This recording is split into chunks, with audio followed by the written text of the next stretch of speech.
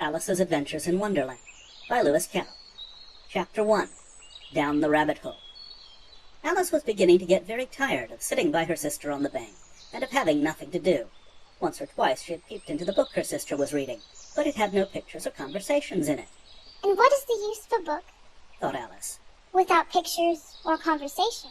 So she was considering in her own mind, as well as she could, for the hot day was making her feel very sleepy and stupid, whether the pleasure of making a daisy chain would be worth the trouble of getting up and picking the daisies, when suddenly a white rabbit with pink eyes ran close by her. There was nothing so very remarkable in that, nor did Alice think it so very much out of the way to hear the rabbit say to itself, oh dear, I shall be late." When she thought it over afterwards, it occurred to her that she ought to have wondered at this, but at the time it all seemed quite natural. But when the rabbit actually took a watch out of its waistcoat pocket and looked at it and then hurried on, Alice started to her feet, for it flashed across her mind that she had never before seen a rabbit with either a waistcoat pocket or a watch to take out of it. And burning with curiosity, she ran across the field after it, and fortunately was just in time to see it pop down a large rabbit hole under the hedge. In another moment, down went Alice after it, never once considering how in the world she was to get out again. The rabbit hole went straight on like a tunnel for some way, and then dipped suddenly down, so suddenly that Alice had not a moment to think about stopping herself, before she found herself falling down a very deep well. Either the well was very deep, or she fell very slowly, for she had plenty of time as she went down to look about her, and to wonder what was going to happen next. First she tried to look down and make out what she was coming to, but it was too dark to see anything. Then she looked at the sides of the well, and noticed that they were filled with cupboards and bookshelves. Here and there she saw maps and pictures hung upon pegs. She took down a jar from one of the shelves as she passed. It was labeled orange marmalade, but to her great disappointment it was empty. She did not like to drop the jar for fear of killing somebody, so managed to put it into one of the cupboards as she fell past it. Well, thought Alice to herself, after such a fall as this, I shall think nothing of tumbling downstairs. How brave they'll all think me at home. Why, I wouldn't say anything about it, even if I fell off the top of the house. Which was very likely true. Down, down, down. Would the fall never come to an end? I wonder how many miles I've fallen by this time, she said aloud. I must be getting somewhere near the center of the earth. Let me see, that would be 4,000 miles down, I think. For, you see, Alice had learnt several things of this sort in her lessons in the schoolroom, and though this was not a very good opportunity for showing off her knowledge, as there was no one to listen to her, still it was good practice to say it over. Yes, that's about the right distance. But then I wonder what latitude or longitude I've got to. Alice had no idea what latitude was, or longitude either, but thought they were nice, grand words to say.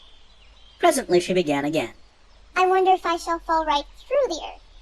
How funny it'll seem to come out among the people that walk with their heads downward. The antipathies, I think. She was rather glad there was no one listening this time, as it didn't sound at all the right word. But I shall have to ask them what the name of the country is, you know. Please, ma'am, is this New Zealand or Australia? And she tried to curtsy as she spoke. Fancy curtsying as you're falling through the air. Do you think you could manage it? And what an ignorant little girl she'll think me for asking. No, it'll never do to ask. Perhaps I shall see it written up somewhere. Down, down, down. There was nothing else to do, so Alice soon began talking again. Dinah will miss me very much tonight, I should think. Dinah was the cat. I hope they'll remember her saucer of milk at tea time. Dinah, my dear, I wish you were down here with me. There are no mice in the air, I'm afraid, but you might catch a bat, and that's very like a mouse, you know. But you cats eat bats, I wonder. And here Alice began to get rather sleepy, and went on saying to herself in a dreamy sort of way, You cats eat bats. You cats eat bats. And sometimes, Do bats eat cats? for, you see, as she couldn't answer either question, it didn't much matter which way she put it.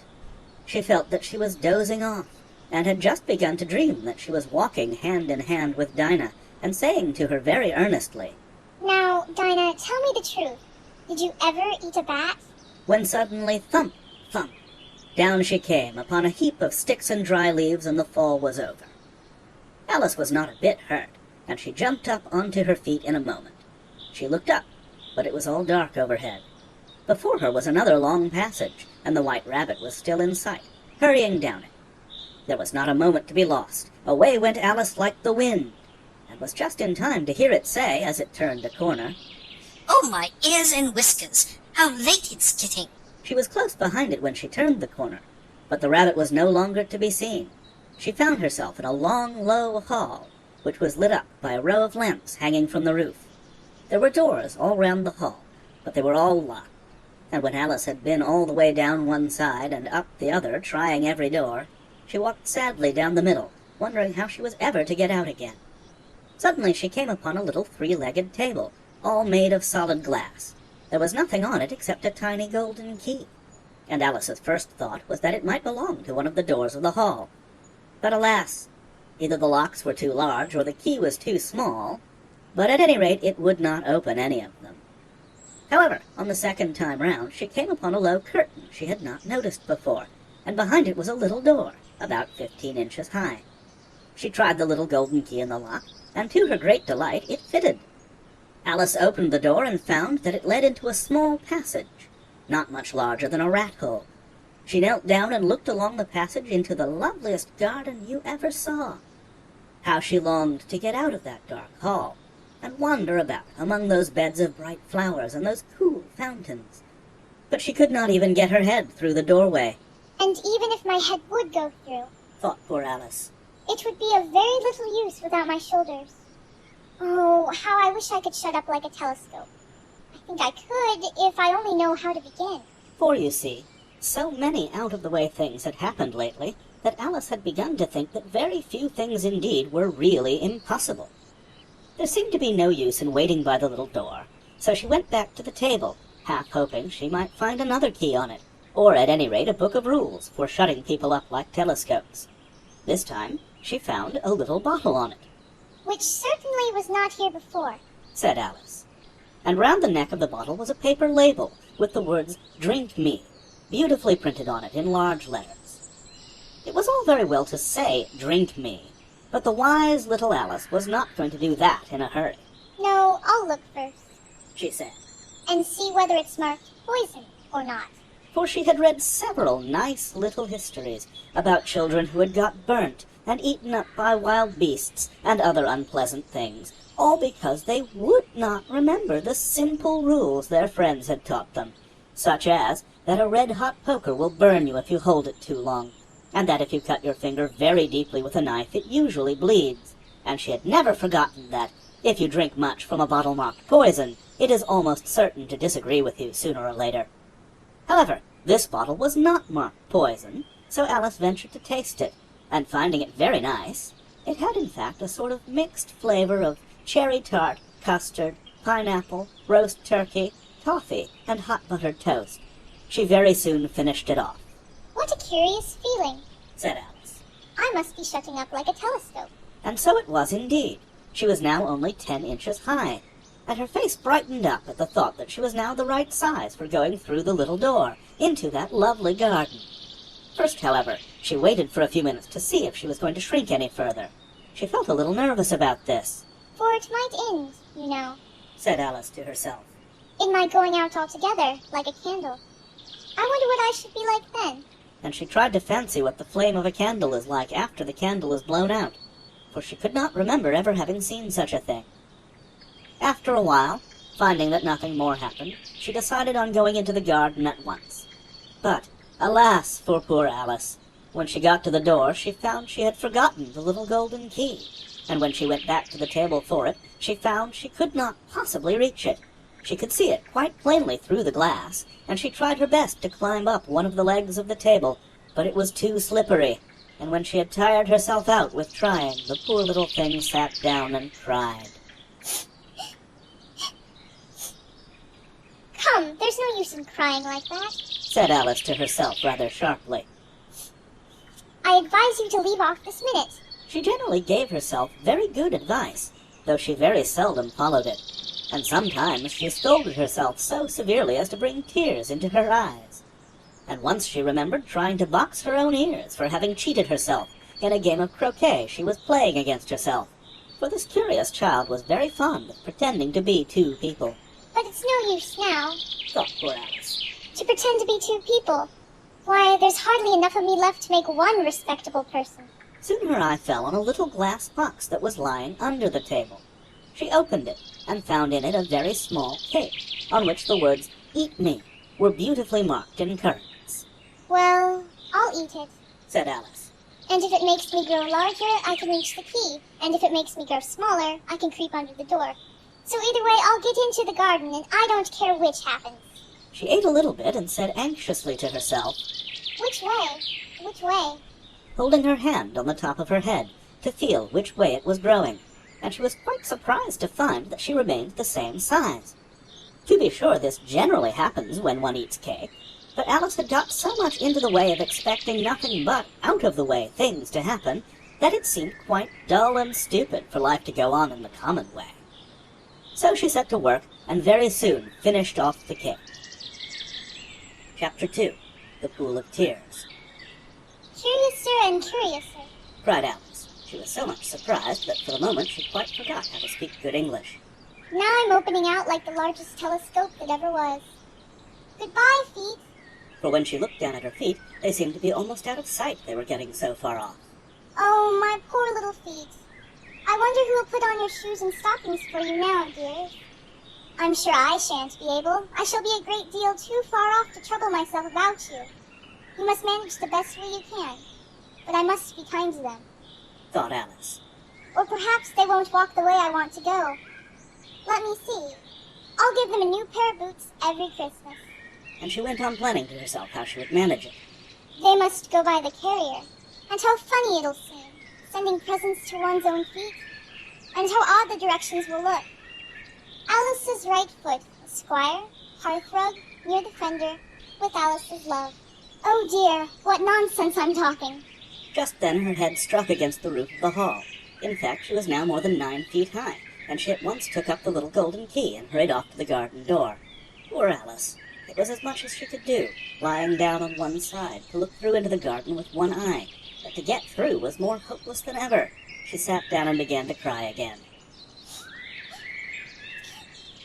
You ought to be ashamed of yourself. Said Alice. A great girl like you. She might well say this. To go on crying in this way? Stop this moment, I tell you. But she went on all the same, shedding gallons of tears until there was a large pool all round her, about 4 inches deep and reaching half down the hall. After a time she heard a little pattering of feet in the distance, and she hastily dried her eyes to see what was coming. It was the White Rabbit returning, splendidly dressed, with a pair of white kid gloves in one hand and a large fan in the other. He came trotting along in a great hurry, muttering to himself as he came. Oh, the Duchess, the Duchess! Oh, won't she be savage if I keep her waiting? Alice felt so desperate that she was ready to ask help of anyone. So when the rabbit came near her, she began in a low, timid voice, If you please, sir. The rabbit started violently, dropped the white kid gloves and the fan, and scurried away into the darkness as hard as he could go. Alice took up the fan and gloves, and, as the hall was very hot, she kept fanning herself all the time she went on talking. Dear, dear, how queer everything is today. And yesterday things went on just as usual. I wonder if I've been changed in the night. Let me think. Was I the same when I got up this morning? I almost think I can remember feeling a little different. But if I'm not the same, the next question is, who in the world am I? Ah, that's the great puzzle. And she began thinking over all the children she knew that were of the same age as herself, to see if she could have been changed for any of them. I'm sure I'm not Ada, She said, for her hair goes in such long ringlets, and mine doesn't go in ringlets at all. And I'm sure I can't be Mabel, for I know all sorts of things, and she knows such a very little. Besides, she, and I'm I, and oh dear, how puzzling it all is. I'll try if I know all the things I used to know. Let me see. 4 times 5 is 12, and 4 times 6 is 13, and 4 times 7 is... Oh dear, I shall never get to 20 at that rate. However, the multiplication table doesn't signify. Let's try geography. London is the capital of Paris, and Paris is the capital of Rome, and Rome... No, that's all wrong, I'm certain. I must have been changed for Mabel. I'll try and say, how doth the little... And she crossed her hands on her lap as if she were saying lessons, and began to repeat it, but her voice sounded hoarse and strange, and the words did not come the same as they used to do. How doth the little crocodile improve his shining tail, and pour the waters of the Nile on every golden scale? How cheerfully he seems to grin, how neatly spread his claws, and welcome little fishes in with gently smiling jaws. I'm sure those are not the right words, said poor Alice, and her eyes filled with tears again as she went on. I must be Mabel after all. I shall have to go and live in that poky little house and have next to no toys to play with. And oh, ever so many lessons to learn. No, I've made up my mind about it. If I'm Mabel, I'll stay down here. It'll be no use their putting their heads down and saying, come up again, dear. I shall only look up and say, who am I then? Tell me that first, and then, if I like being that person, I'll come up. If not, I'll stay down here till I'm somebody else. But, oh dear. Cried Alice with a sudden burst of tears. I do wish they would put their heads down. I'm so very tired of being all alone here. As she said this, she looked down at her hands, and was surprised to see that she had put on one of the rabbit's little white kid gloves while she was talking. How can I have done that? She thought. I must be growing small again. She got up and went to the table to measure herself by it, and found that, as nearly as she could guess, she was now about 2 feet high, and was going on shrinking rapidly. She soon found out that the cause of this was the fan she was holding, and she dropped it hastily just in time to avoid shrinking away altogether. That was a narrow escape, said Alice, a good deal frightened at the sudden change, but very glad to find herself still in existence. And now for the garden. And she ran with all speed back to the little door, but alas, the little door was shut again, and the little golden key was lying on the glass table as before. And things are worse than ever, thought the poor child. For I never was so small as this before. Never. And I declare it's too bad. That it is. As she said these words, her foot slipped, and in another moment, splash, she was up to her chin in salt water. Her first idea was that she had somehow fallen into the sea. And in that case, I can go back by railway, she said to herself. Alice had been to the seaside once in her life, and had come to the general conclusion that wherever you go to on the English coast, you find a number of bathing machines in the sea, some children digging in the sand with wooden spades, then a row of lodging-houses, and behind them a railway station. However, she soon made out that she was in the pool of tears which she had wept when she was 9 feet high. I wish I hadn't cried so much, said Alice, as she swam about trying to find her way out.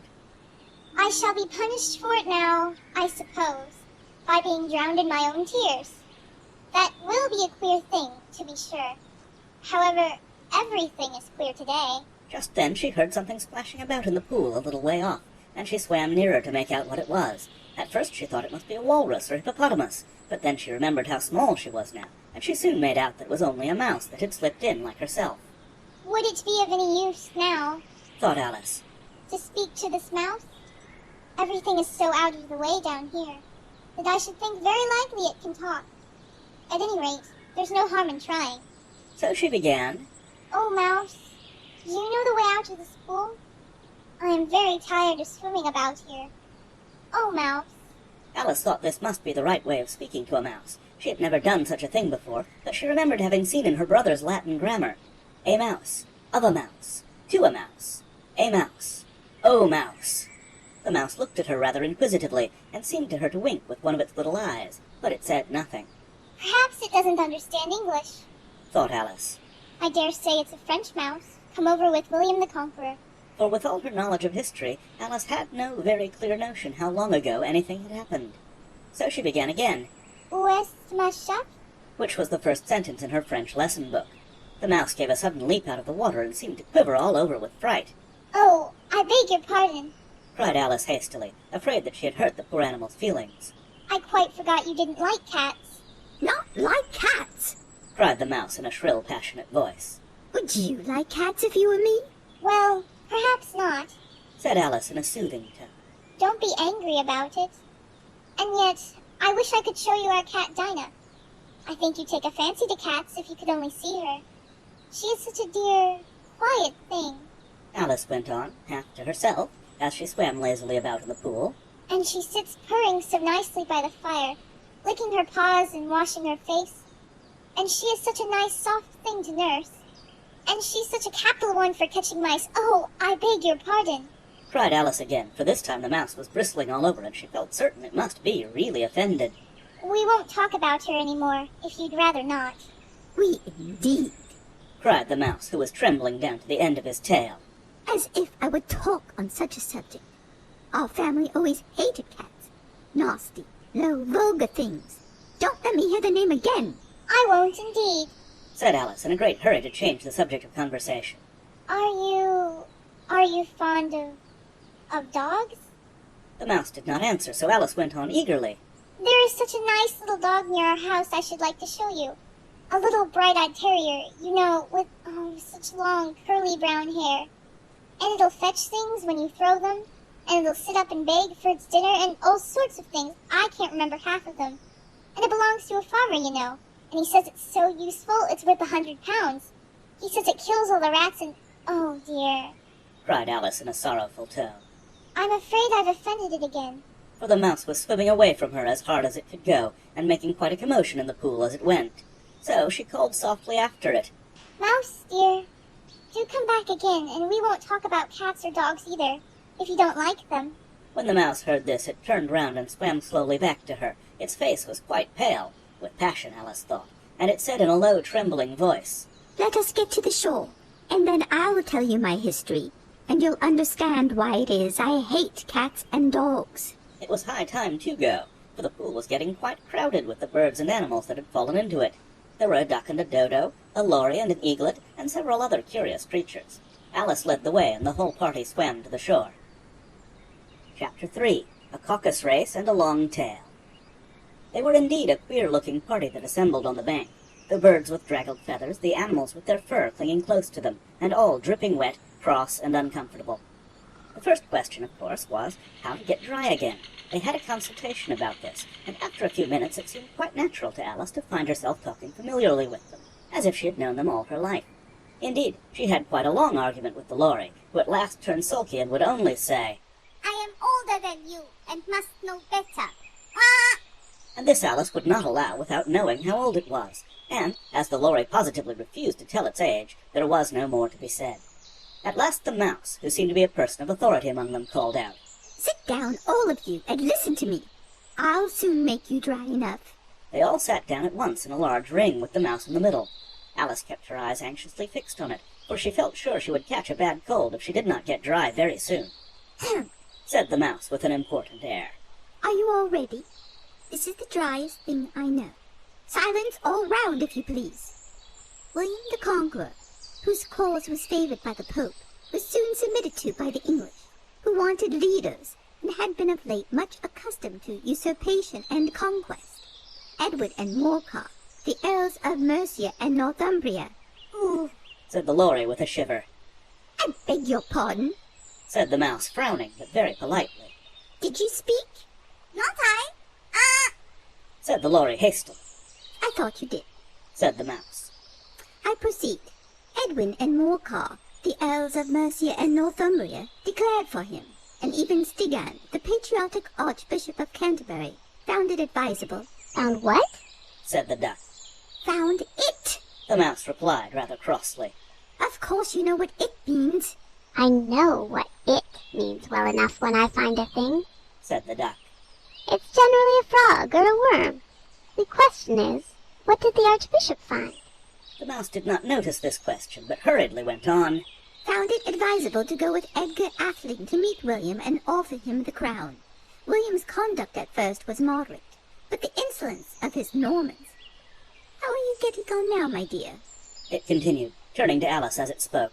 As wet as ever. Said Alice in a melancholy tone. It doesn't seem to dry me at all. In that case, Said the dodo solemnly, rising to its feet. I move that the meeting adjourn for the immediate adoption of more energetic remedies. Speak English. Said the eaglet. I don't know the meaning of half those long words. And, what's more, I don't believe you do either. And the eaglet bent down its head to hide a smile. Some of the other birds tittered audibly. What I was going to say, Said the dodo in an offended tone. was that the best thing to get us dry would be a caucus race. What is a caucus race? Said Alice. Not that she wanted much to know, but the dodo had paused as if it thought that somebody ought to speak, and no one else seemed inclined to say anything. Why, Said the dodo. the best way to explain it is to do it. And, as you might like to try the thing yourself some winter day, I will tell you how the dodo managed it. First it marked out a race course in a sort of circle, The exact shape doesn't matter. it said, and then all the party were placed along the course here and there. There was no 1, 2, 3, and away, but they began running when they liked, and left off when they liked, so that it was not easy to know when the race was over. However, when they had been running half an hour or so and were quite dry again, the dodo suddenly called out, The race is over. and they all crowded round it panting and asking. This question the dodo could not answer without a great deal of thought, and it sat for a long time with one finger pressed upon its forehead, the position in which you usually see Shakespeare in the pictures of him, while the rest waited in silence. At last the dodo said, Everybody has won, and all must have prizes. But who is to give the prizes? Quite a chorus of voices asked. Why, she, of course. Said the dodo, pointing to Alice with one finger, and the whole party at once crowded round her, calling out in a confused way. Prizes!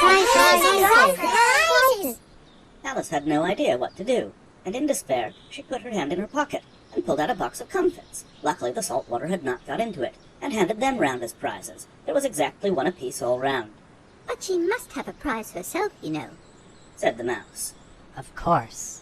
The dodo replied very gravely. What else have you got in your pocket? He went on, turning to Alice. Only a thimble. Said Alice sadly. Hand it over here. Said the dodo. Then they all crowded round her once more, while the dodo solemnly presented the thimble, saying, We beg your acceptance of this elegant thimble. and when it had finished this short speech, they all cheered. Alice thought the whole thing very absurd, but they all looked so grave that she did not dare to laugh, and as she could not think of anything to say, she simply bowed and took the thimble, looking as solemn as she could. The next thing was to eat the comfits. This caused some noise and confusion, as the large birds complained that they could not taste theirs, and the small ones choked and had to be patted on the back. However, it was over at last, and they sat down again in a ring and begged the mouse to tell them something more. You promised to tell me your history, you know, Said Alice. and why it is you hate C and D. She added in a whisper, half afraid that it would be offended again. Mine is a long and sad tale. Said the mouse, turning to Alice and sighing. It is a long tale, certainly, Said Alice, looking down with wonder at the mouse's tail. but why do you call it sad? And she kept on puzzling about it while the mouse was speaking, so that her idea of the tale was something like this. Fury said to a mouse that he met in the house, Let us both go to law. I will prosecute you. Come, I'll take no denial. We must have a trial. For really, this morning I've nothing to do. Said the mouse to the cur. Such a trial, dear sir, with no jury or judge, would be wasting our breath. I'll be judge, I'll be jury, said cunning old Fury. I'll try the whole cause and condemn you to death. You are not attending. Said the mouse to Alice severely. What are you thinking of? I beg your pardon. Said Alice very humbly. You had got to the fifth bend, I think. I had not. Cried the mouse sharply and very angrily. A knot? Said Alice, always ready to make herself useful and looking anxiously about her. Oh, do let me help to undo it. I shall do nothing of the sort. Said the mouse, getting up and walking away. You insult me by talking such nonsense. I didn't mean it. Pleaded poor Alice. But you're so easily offended, you know. The mouse only growled in reply. Oh, Please, come back and finish your story. Alice called after it, and the others all joined in chorus. Yes, please do. But the mouse only shook its head impatiently and walked a little quicker. What a pity it wouldn't stay. Sighed the lory as soon as it was quite out of sight, and an old crab took the opportunity of saying to her daughter, Ah, my dear, let this be a lesson to you, never to lose your temper. Hold your tongue, Ma. said the young crab a little snappishly. You're enough to try the patience of an oyster. I wish I had our Dinah here. I know I do. Said Alice aloud, addressing nobody in particular. She'd soon fetch it back. And who is Dinah, if I might venture to ask the question? Said the lory. Alice replied eagerly, for she was always ready to talk about her pet. Dinah's our cat, and she's such a capital one for catching mice you can't think. And oh, I wish you could see her after the birds. Why, she'll eat a little bird as soon as look at it. This speech caused a remarkable sensation among the party. Some of the birds hurried off at once. One old magpie began wrapping itself up very carefully, remarking, I really must be getting home. The night air doesn't suit my throat. And a canary called out in a trembling voice to its children. Come away, my dear.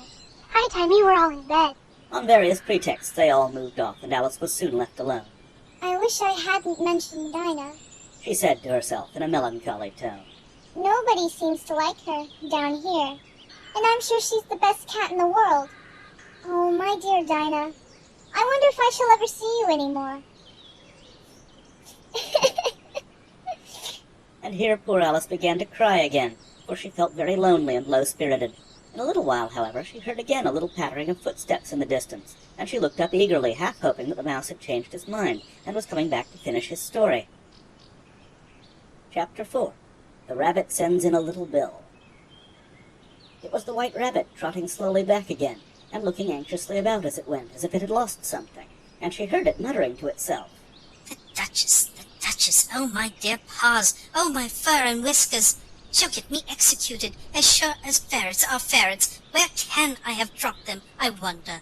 Alice guessed in a moment that it was looking for the fan and the pair of white kid gloves, and she very good-naturedly began hunting about for them, but they were nowhere to be seen. Everything seemed to have changed since her swim in the pool, and the great hall, with the glass table and the little door, had vanished completely. Very soon the rabbit noticed Alice as she went hunting about, and called out to her in an angry tone.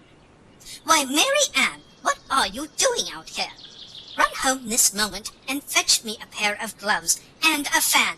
Quick now! And Alice was so much frightened that she ran off at once in the direction it pointed to, without trying to explain the mistake it had made. He took me for his housemate, she said to herself as she ran. How surprised he'll be when he finds out who I am. But I'd better take him his fan and gloves. That is, if I can find them. As she said this, she came upon a neat little house, on the door of which was a bright glass plate, with the name W. Rabbit engraved upon it. She went in without knocking and hurried upstairs, in great fear lest she should meet the real Mary Ann, and be turned out of the house before she had found the fan and gloves. How queer it seems, Alice said to herself, to be going messages for a rabbit. I suppose Dinah will be sending me on messages next. and she began fancying the sort of thing that would happen. Miss Alice, come here directly and get ready for your walk. Coming in a minute, nurse, but I've got to see that the mouse doesn't get out. Only I don't think Alice went on. they'd let Dinah stop in the house if it began ordering people about like that. By this time she had found her way into a tidy little room with a table in the window, and on it, as she had hoped, a fan and 2 or 3 pairs of tiny white kid gloves. She took up the fan and a pair of the gloves and was just going to leave the room when her eye fell upon a little bottle that stood near the looking-glass. There was no label this time with the words "Drink Me," but nevertheless she uncorked it and put it to her lips.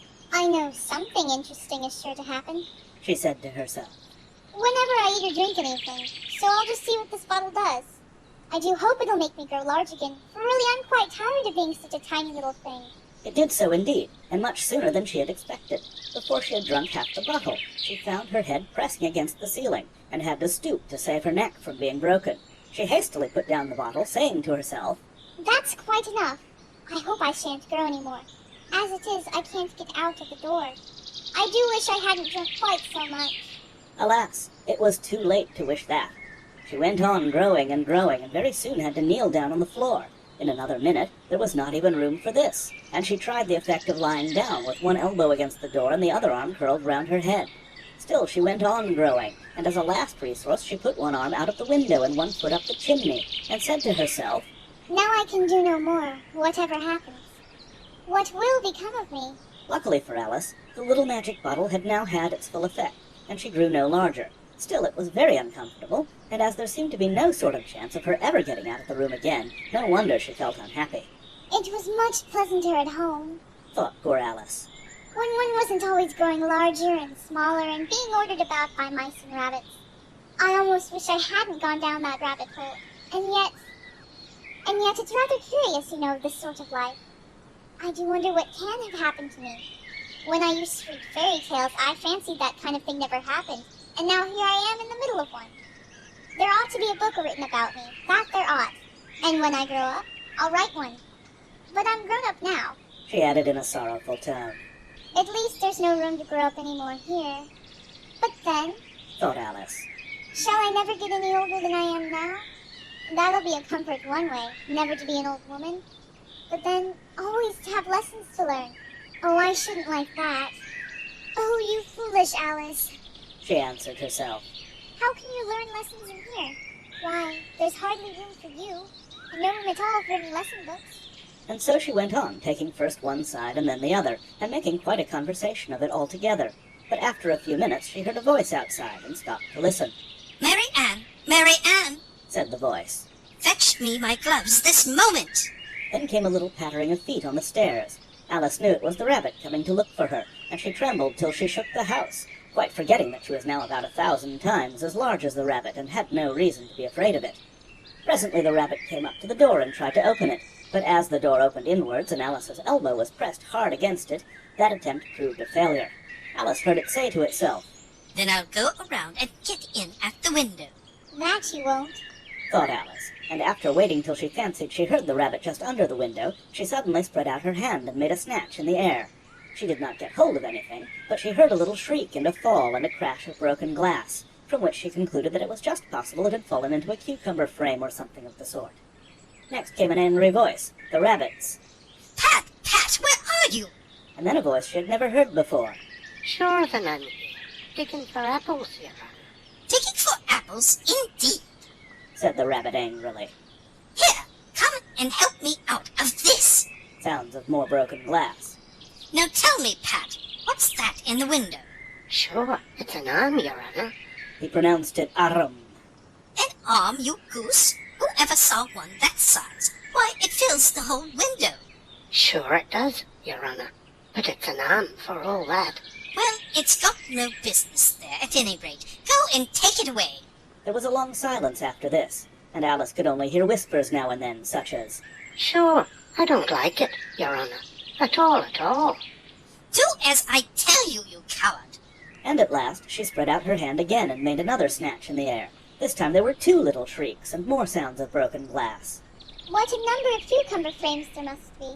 Thought Alice. I wonder what they'll do next. As for pulling me out of the window, I only wish they could. I'm sure I don't want to stay in here any longer. She waited for some time without hearing anything more. At last came a rumbling of little cartwheels, and the sound of a good many voices all talking together. She made out the words, Where's the other letter? Why, I hadn't to bring but one. Bill's got the other. Bill, fetch it here, lad. Here, put 'em up at this corner. No, tie them together first. They don't reach half high enough yet. Oh, they'll do well enough. Don't be particular. Here, Bill, catch hold of this rope. Will the roof bear? Mind that loose slate. Oh, it's coming down. Heads below. a loud crash. Now, who did that? It was Bill, I fancy. Who's to go down the chimney? Nay, I shan't. You do it. That I won't then. Bill's to go down.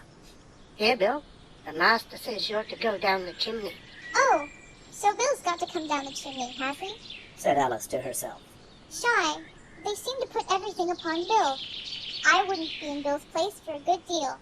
This fireplace is narrow, to be sure, but I think I can kick a little. She drew her foot as far down the chimney as she could, and waited till she heard a little animal. She couldn't guess of what sort it was, scratching and scrambling about in the chimney close above her. Then, saying to herself, This is Bill. she gave one sharp kick and waited to see what would happen next. The first thing she heard was a general chorus of, There goes Bill. then the rabbit's voice along, Catch him, you by the hedge. then silence, and then another confusion of voices. Hold up his head. Brandy now. Don't choke him.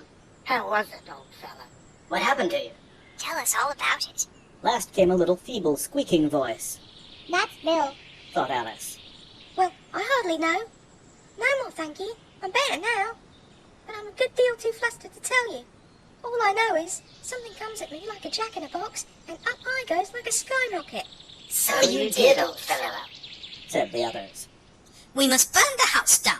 Said the rabbit's voice, and Alice called out as loud as she could. If you do, I'll set Dinah at you. There was a dead silence instantly, and Alice thought to herself, I wonder what they will do next. If they had any sense, they'd take the roof off. After a minute or two, they began moving about again, and Alice heard the rabbit say, A barrelful will do, to begin with. A barrow full of what? thought Alice, but she had not long to doubt, for the next moment a shower of little pebbles came rattling in at the window, and some of them hit her in the face. I'll put a stop to this, she said to herself, and shouted out, "You better not do that again." which produced another dead silence. Alice noticed with some surprise that the pebbles were all turning into little cakes as they lay on the floor, and a bright idea came into her head. If I eat one of these cakes, She thought, it's sure to make some change in my size, and as it can't possibly make me larger, it must make me smaller, I suppose. so she swallowed one of the cakes and was delighted to find that she began shrinking directly. As soon as she was small enough to get through the door, she ran out of the house, and found quite a crowd of little animals and birds waiting outside. The poor little lizard, Bill, was in the middle, being held up by 2 guinea pigs, who were giving it something out of a bottle. They all made a rush at Alice the moment she appeared, but she ran off as hard as she could, and soon found herself safe in a thick wood. The first thing I've got to do Said Alice to herself as she wandered about in the wood. is to grow to my right size again, and the second thing is to find my way into that lovely garden. I think that will be the best plan. It sounded an excellent plan, no doubt, and very neatly and simply arranged. The only difficulty was that she had not the smallest idea how to set about it, and while she was peering about anxiously among the trees, a little sharp bark just over her head made her look up in a great hurry. An enormous puppy was looking down at her with large round eyes, and feebly stretching out one paw trying to touch her. Poor little thing. Said Alice in a coaxing tone, and she tried hard to whistle to it, but she was terribly frightened all the time at the thought that it might be hungry, in which case it would be very likely to eat her up in spite of all her coaxing.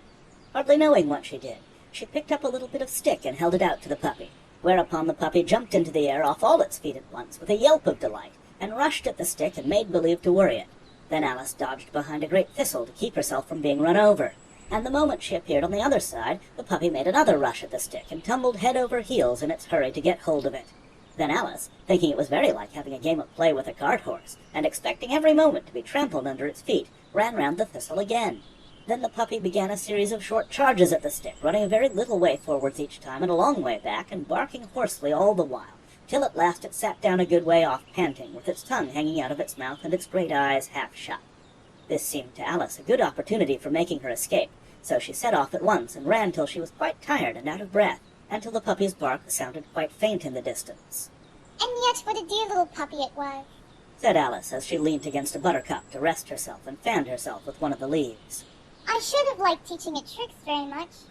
If I'd only been the right size to do it. Oh dear, I'd really forgotten that I've got to grow up again. Let me see. How is it to be managed? I suppose I ought to eat or drink something or other, but the great question is, what? The great question certainly was, what? Alice looked all round her at the flowers and the blades of grass, but she did not see anything that looked like the right thing to eat or drink under the circumstances. There was a large mushroom growing near her, about the same height as herself, and when she had looked under it, and on both sides of it, and behind it, it occurred to her that she might as well look and see what was on the top of it. She stretched herself up on tiptoe and peeped over the edge of the mushroom, and her eyes immediately met those of a large caterpillar that was sitting on the top with its arms folded, quietly smoking a long hookah, and taking not the smallest notice of her or of anything else. Chapter 5. Advice from a Caterpillar. The caterpillar and Alice looked at each other for some time in silence. At last, the caterpillar took the hookah out of its mouth and addressed her in a languid, sleepy voice. Who are you? Said the caterpillar. This was not an encouraging opening for a conversation. Alice replied rather shyly. I hardly know, sir. Just at present. At least I know who I was when I got up this morning, but I think I must have been changed several times since then. What do you mean by that? Said the caterpillar sternly. Explain yourself. I can't explain myself, I'm afraid, sir. Said Alice. Because I'm not myself, you see. I don't see. Said the caterpillar. I'm afraid I can't put it more clearly, Alice replied very politely. for I can't understand it myself to begin with. And being so many different sizes in a day is very confusing. It isn't, Said the caterpillar. Well, perhaps you haven't found it so yet. Said Alice. But when you have to turn into a chrysalis, you will someday, you know. And then after that into a butterfly. I should think you'll feel it a little queer, won't you? Not a bit. Said the caterpillar. Well, perhaps your feelings may be different. Said Alice. All I know is, it would feel very queer to me. You? Said the caterpillar contemptuously, Who are you? which brought them back again to the beginning of the conversation. Alice felt a little irritated at the caterpillar's making such very short remarks, and she drew herself up and said very gravely, I think you want to tell me who you are first. Why? said the caterpillar. Here was another puzzling question, and as Alice could not think of any good reason, and as the caterpillar seemed to be in a very unpleasant state of mind, she turned away. Come back. The caterpillar called after her. I've something important to say. This sounded promising, certainly. Alice turned and came back again. Keep your temper, said the caterpillar. Is that all? Said Alice, swallowing down her anger as well as she could. No, said the caterpillar. Alice thought she might as well wait, as she had nothing else to do, and perhaps after all it might tell her something worth hearing. For some minutes it puffed away without speaking, but at last it unfolded its arms, took the hookah out of its mouth again, and said, So you think you're changed, do you? I'm afraid I am, sir. said Alice. I can't remember things as I used. And I don't keep the same size for 10 minutes together. Can't remember what thing? said the caterpillar. Well, I've tried to say, how doth the little busy bee, but it all came different. Alice replied in a very melancholy voice. Repeat. You are old, Father William, said the caterpillar. Alice folded her hands and began. You are old, Father William, the young man said, and your hair has become very white, and yet you incessantly stand on your head. Do you think, at your age, it is right? In my youth, Father William replied to his son, I feared it might injure the brain. But now that I'm perfectly sure I have none, why, I do it again and again. You are old, said the youth, as I mentioned before, and have grown most uncommonly fat. Yet you turned a back somersault in at the door. Pray, what is the reason of that? In my youth, said the sage, as he shook his grey locks, I kept all my limbs very supple. By the use of this ointment, 1 shilling the box, allow me to sell you a couple? You are old, said the youth, and your jaws are too weak for anything tougher than suet. Yet you finished the goose with the bones in the beak. Pray, how did you manage to do it? In my youth, said his father, I took to the law, and argued each case with my wife, and the muscular strength which it gave to my jaw has lasted the rest of my life. You are old, said the youth, one would hardly suppose that your eye was as steady as ever, yet you balanced an eel on the end of your nose. What made you so awfully clever? I have answered 3 questions, and that is enough, said his father. Don't give yourself airs. Do you think I can listen all day to such stuff? Be off, or I'll kick you downstairs. That is not said right, said the caterpillar. Not quite right, I'm afraid, said Alice timidly. Some of the words have got altered. It's wrong from beginning to end, said the caterpillar decidedly, and there was silence for some minutes. The caterpillar was the first to speak. What size do you want to be? It asked. Oh, I'm not particular as to size, Alice hastily replied. only one doesn't like changing so often, you know. I don't know, said the caterpillar. Alice said nothing. She had never been so much contradicted in her life before, and she felt that she was losing her temper. Are you content now? Said the caterpillar. Well, I should like to be a little larger, sir, if you wouldn't mind. Said Alice. 3 inches is such a wretched height to be. It is a very good height indeed, Said the caterpillar angrily, rearing itself upright as it spoke. It was exactly 3 inches high. But I'm not used to it. Pleaded poor Alice in a piteous tone, and she thought of herself. I wish the creatures wouldn't be so easily offended. You'll get used to it in time. Said the caterpillar, and it put the hookah into its mouth and began smoking again. This time Alice waited patiently until it chose to speak again. In a minute or two the caterpillar took the hookah out of its mouth and yawned once or twice and shook itself. Then it got down off the mushroom and crawled away in the grass, merely remarking as it went, One side will make you grow taller, and the other side will make you grow shorter. One side of what? The other side of what? thought Alice to herself. Of the mushroom. Said the caterpillar, just as if she had asked it aloud, and in another moment it was out of sight. Alice remained looking thoughtfully at the mushroom for a minute, trying to make out which were the 2 sides of it, and as it was perfectly round, she found this a very difficult question. However, at last she stretched her arms round it as far as they would go, and broke off a bit of the edge with each hand. And now, which is which? She said to herself, and nibbled a little of the right-hand bit to try the effect. The next moment she felt a violent blow underneath her chin. It had struck her foot. She was a good deal frightened by this very sudden change, but she felt that there was no time to be lost, as she was shrinking rapidly, so she set to work at once to eat some of the other bit. Her chin was pressed so closely against her foot that there was hardly room to open her mouth, but she did it at last, and managed to swallow a morsel of the left-hand bit.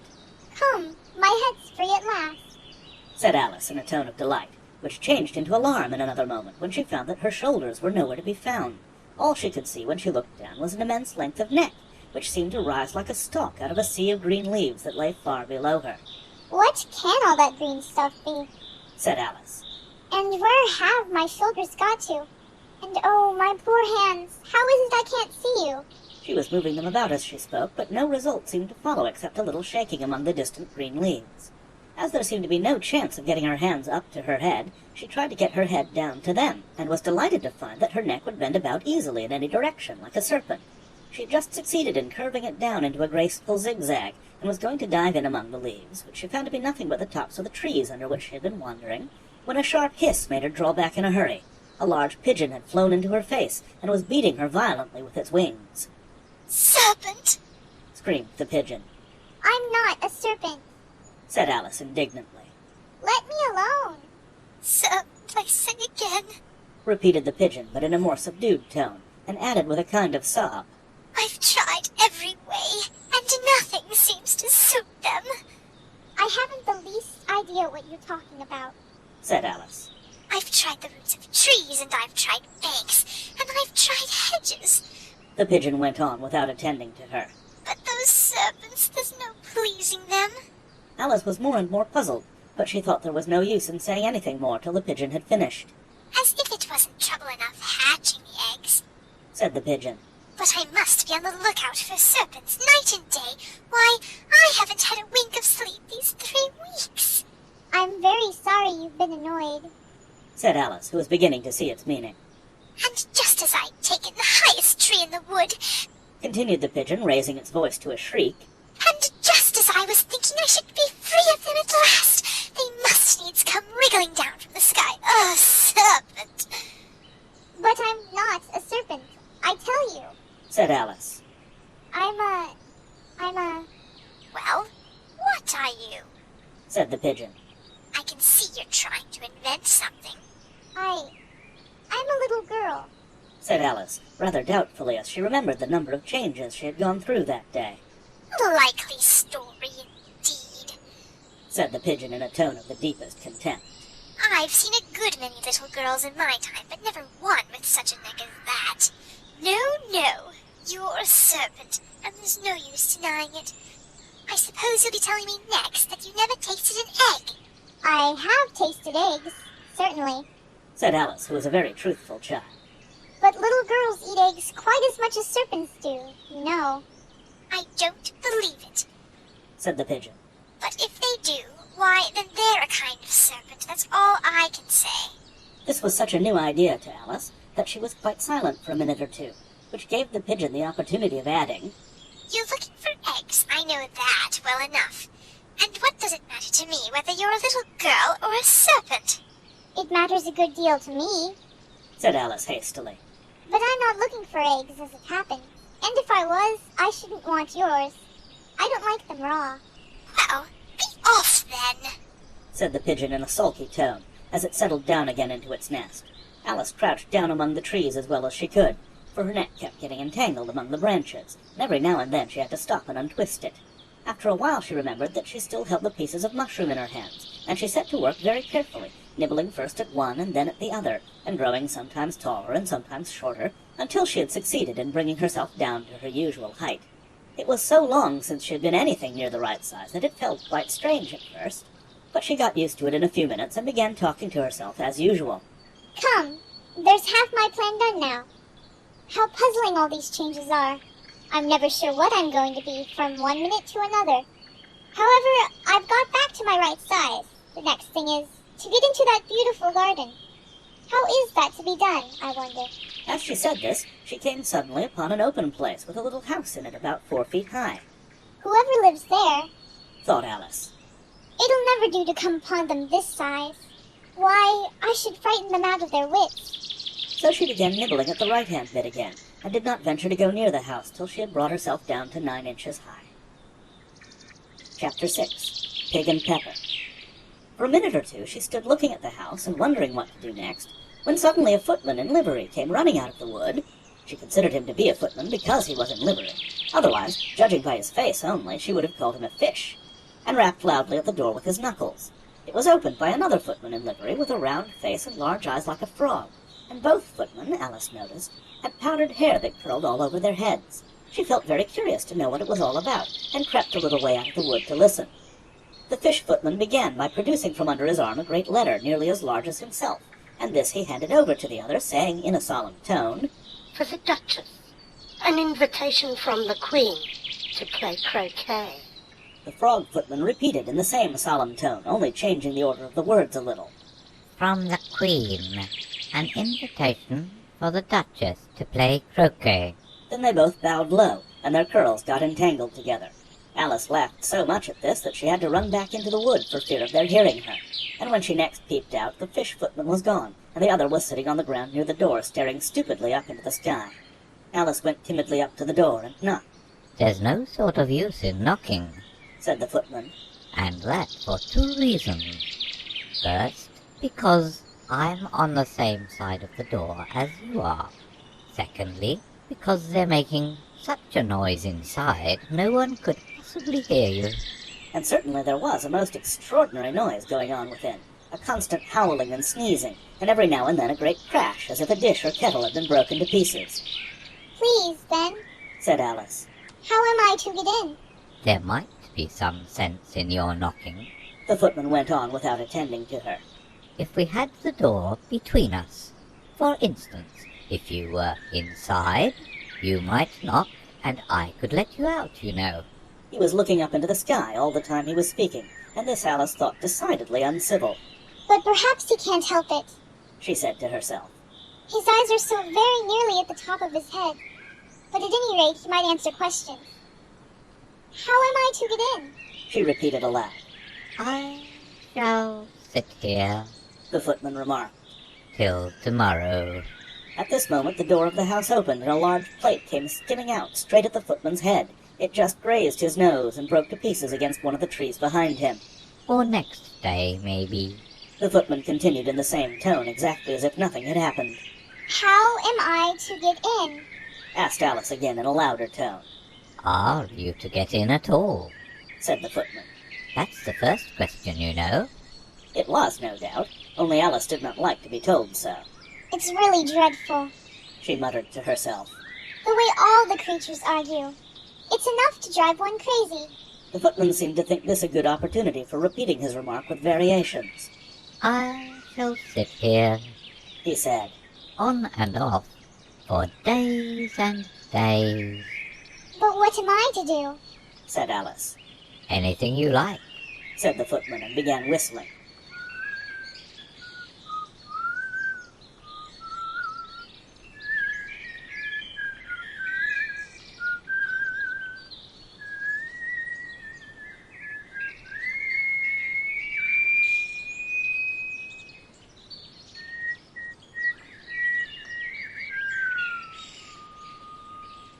Oh, there's no use in talking to him, said Alice desperately.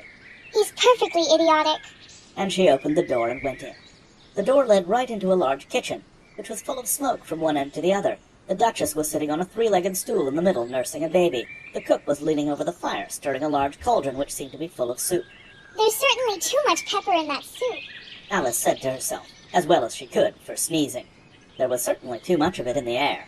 Even the Duchess sneezed occasionally, and as for the baby, it was sneezing and howling alternately without a moment's pause.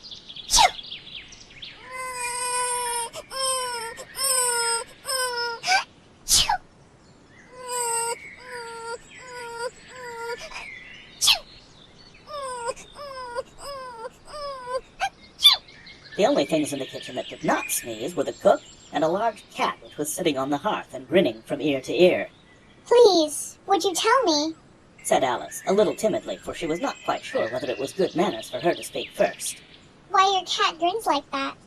It's a Cheshire cat. Said the Duchess. And that's why. Pig! She said the last word with such sudden violence that Alice quite jumped. but she saw in another moment that it was addressed to the baby and not to her, so she took courage and went on again.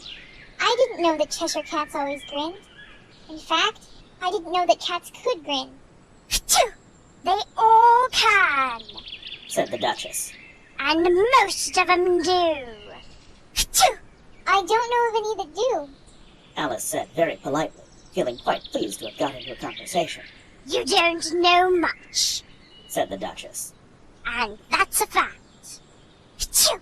Alice did not at all like the tone of this remark, and thought it would be as well to introduce some other subject of conversation.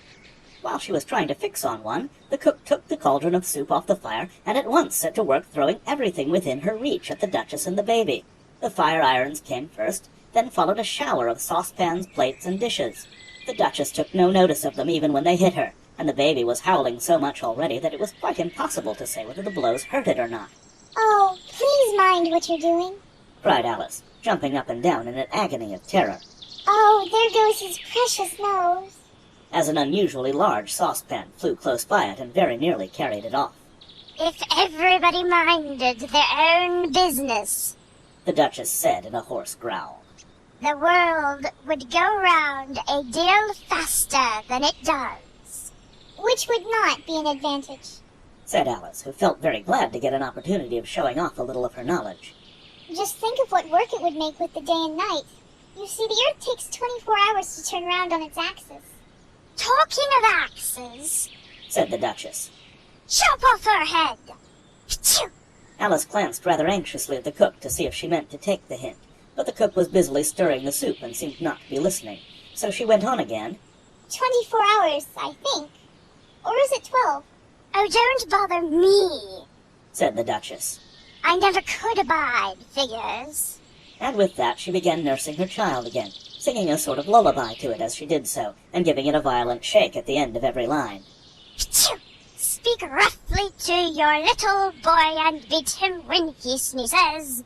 He only does it to annoy because he knows it teases. Wow, wow, wow. While the Duchess sang the second verse of the song, she kept tossing the baby violently up and down, and the poor little thing howled so that Alice could hardly hear the words.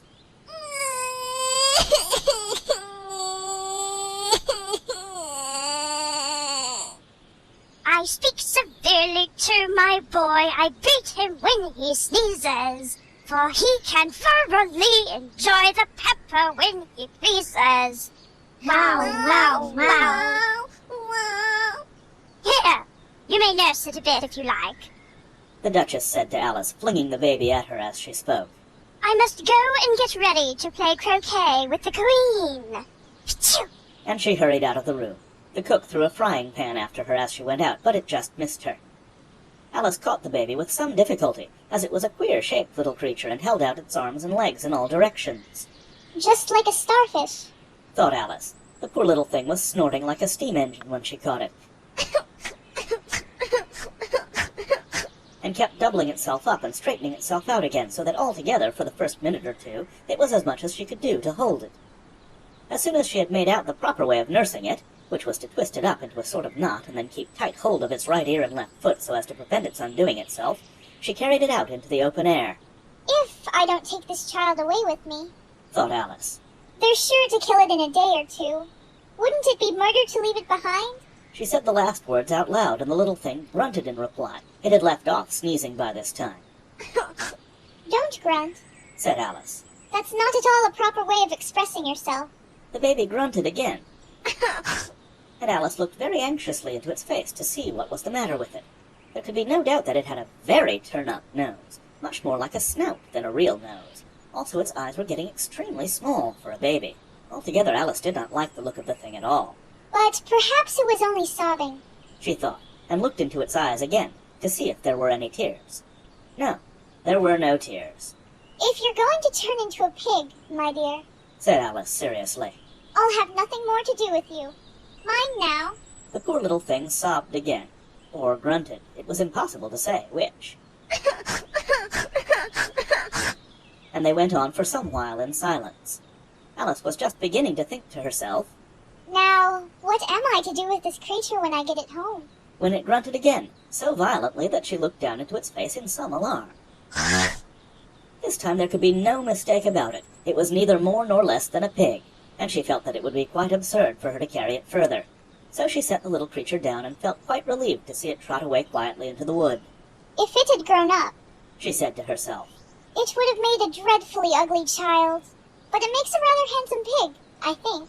And she began thinking over other children she knew who might do very well as pigs, and was just saying to herself, If one only knew the right way to change them. when she was a little startled by seeing the Cheshire Cat sitting on the bough of a tree a few yards off. The cat only grinned when it saw Alice. It looked good-natured, she thought. Still, it had very long claws and a great many teeth, so she felt that it ought to be treated with respect. Cheshire Puss. She began rather timidly, as she did not at all know whether it would like the name. However, it only grinned a little wider. Come, it's pleased so far. Thought Alice, and she went on. Would you tell me, please, which way I ought to go from here?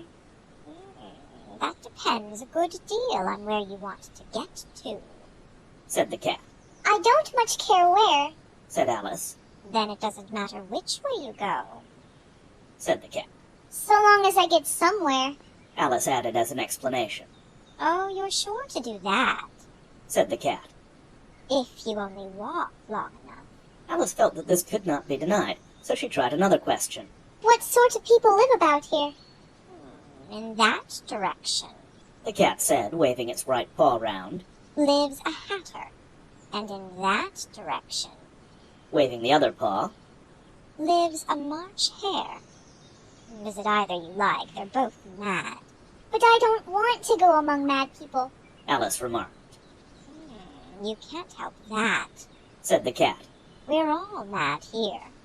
I'm mad. You're mad. How do you know I'm mad? Said Alice. Oh, you must be, Said the cat. or you wouldn't have come here. Alice didn't think that proved it at all. However, she went on. And how do you know that you're mad? To begin with, Said the cat. a dog's not mad. You grant that. I suppose so. Said Alice. Well then, The cat went on. you see, a dog growls when it's angry and wags its tail when it's pleased. Now I growl when I'm pleased and wag my tail when I'm angry. Therefore, I'm mad. I call it purring, not growling. Said Alice. Call it what you like. Said the cat. Do you play croquet with the queen today? I should like it very much. Said Alice. But I haven't been invited yet. See me there. Said the cat, and vanished. Alice was not much surprised at this. She was getting so used to queer things happening. While she was looking at the place where it had been, it suddenly appeared again. By the by, what became of the baby? Said the cat. I'd nearly forgotten to ask. It turned into a pig. Alice quietly said, just as if it had come back in a natural way. I thought it would. Said the cat, and vanished again. Alice waited a little, half expecting to see it again, but it did not appear, and after a minute or two she walked on in the direction in which the March hare was said to live. I've seen hatters before. She said to herself. The March hare will be much the most interesting, and perhaps as this is May, it won't be raving mad. At least not so mad as it was in March. As she said this, she looked up, and there was the cat again, sitting on a branch of a tree. Did you say pig or fig? Said the cat. I said pig, Replied Alice. and I wish you wouldn't keep appearing and vanishing so suddenly. You make one quite giddy. All right. Said the cat, and this time it vanished quite slowly, beginning with the end of the tail and ending with the grin, which remained some time after the rest of it had gone. Well, I've often seen a cat without a grin, Thought Alice. but a grin without a cat? It's the most curious thing I ever saw in my life. She had not gone much farther before she came in sight of the house of the March hare. She thought it must be the right house, because the chimneys were shaped like ears, and the roof was thatched with fur. It was so large a house that she did not like to go nearer till she had nibbled some more of the left-hand bit of mushroom and raised herself to about 2 feet high. Even then she walked up towards it rather timidly, saying to herself, Suppose it should be raving mad after all. I almost wish I'd gone to see the hatter instead. Chapter 7. A Mad Tea Party. There was a table set out under a tree in front of the house, and the March hare and the hatter were having tea at it. A dormouse was sitting between them, fast asleep, and the other two were using it as a cushion, resting their elbows on it, and talking over its head. Very uncomfortable for the dormouse. Thought Alice. Only, as it's asleep, I suppose it doesn't mind. The table was a large one, but the three were all crowded together at one corner of it. No room! No room! They cried out when they saw Alice coming. There's plenty of room, Said Alice indignantly, and she sat down in a large armchair at one end of the table. Have some wine! The March Hare said, in an encouraging tone. Alice looked all round the table, but there was nothing on it but tea. I don't see any wine. She remarked. There isn't any, Said the March Hare. Then it wasn't very civil of you to offer it. Said Alice angrily. It wasn't very civil of you to sit down without being invited, Said the March Hare. I didn't know it was your table. Said Alice. It's laid for a great many more than 3. Your hair wants cutting, Said the Hatter. He had been looking at Alice for some time with great curiosity, and this was his first speech. You should learn not to make personal remarks. Alice said with some severity. It's very rude. The Hatter opened his eyes very wide on hearing this, but all he said was, Why is a raven like a writing desk? Come, we shall have some fun now. thought Alice. I'm glad they've begun asking riddles. I believe I can guess that. She added aloud. Do you mean that you think you can find out the answer to it? Said the March Hare. Exactly so. Said Alice. Then you should say what you mean. The March Hare went on. I do. Alice hastily replied. At least I mean what I say. That's the same thing, you know. Not the same thing a bit. Said the Hatter. You might just as well say that I see what I eat is the same thing as I eat what I see. You might just as well say, Added the March Hare. that I like what I get is the same thing as I get what I like. You might just as well say Added the Dormouse, who seemed to be talking in his sleep.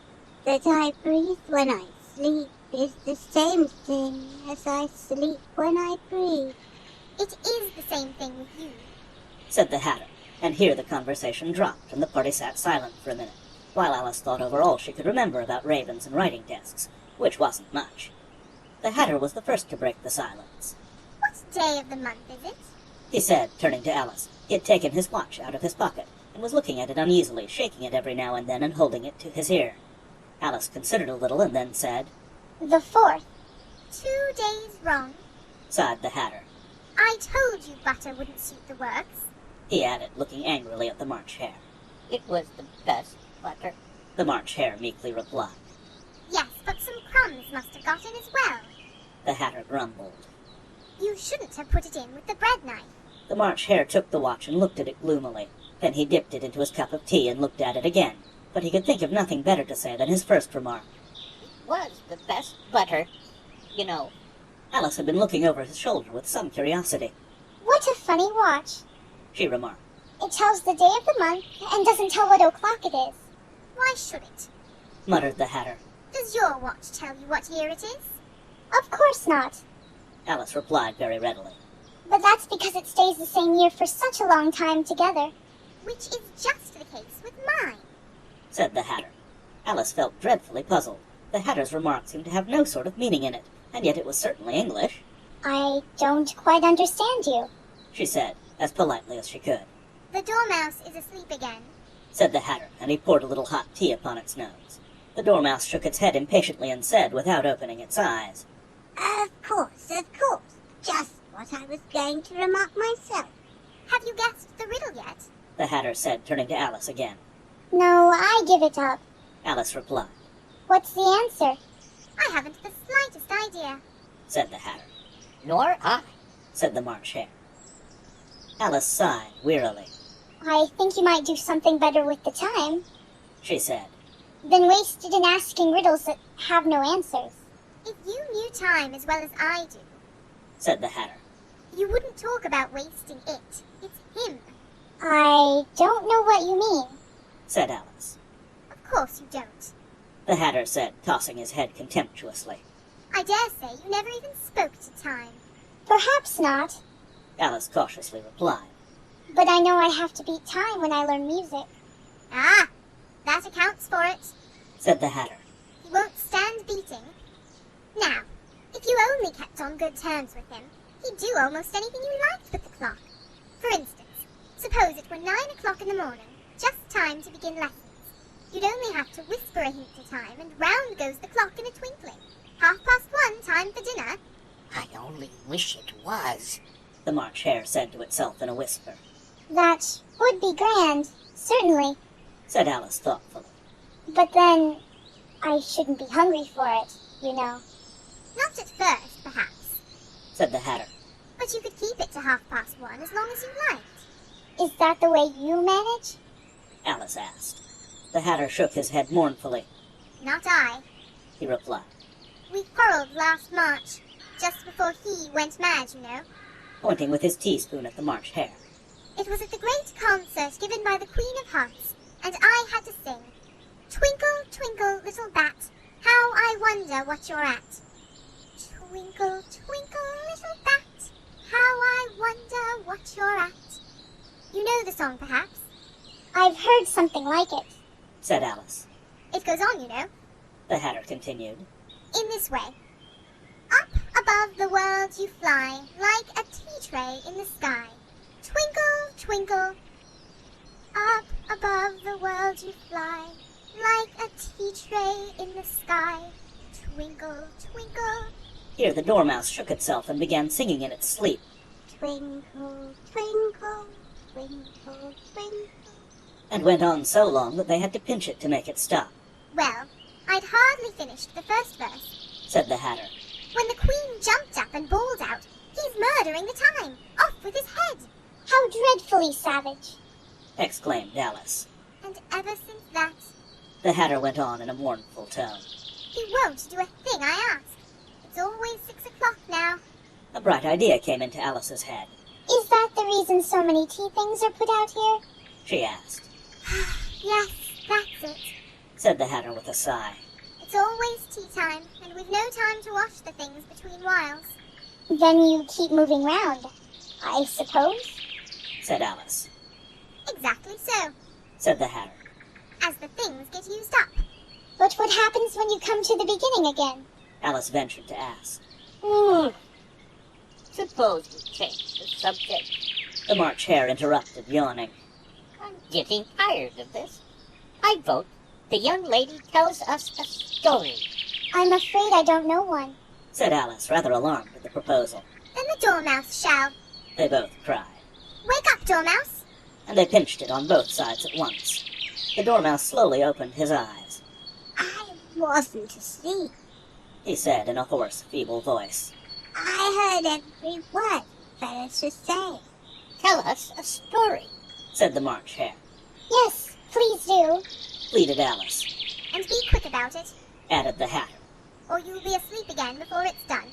Once upon a time there were 3 little sisters, The Dormouse began in a great hurry.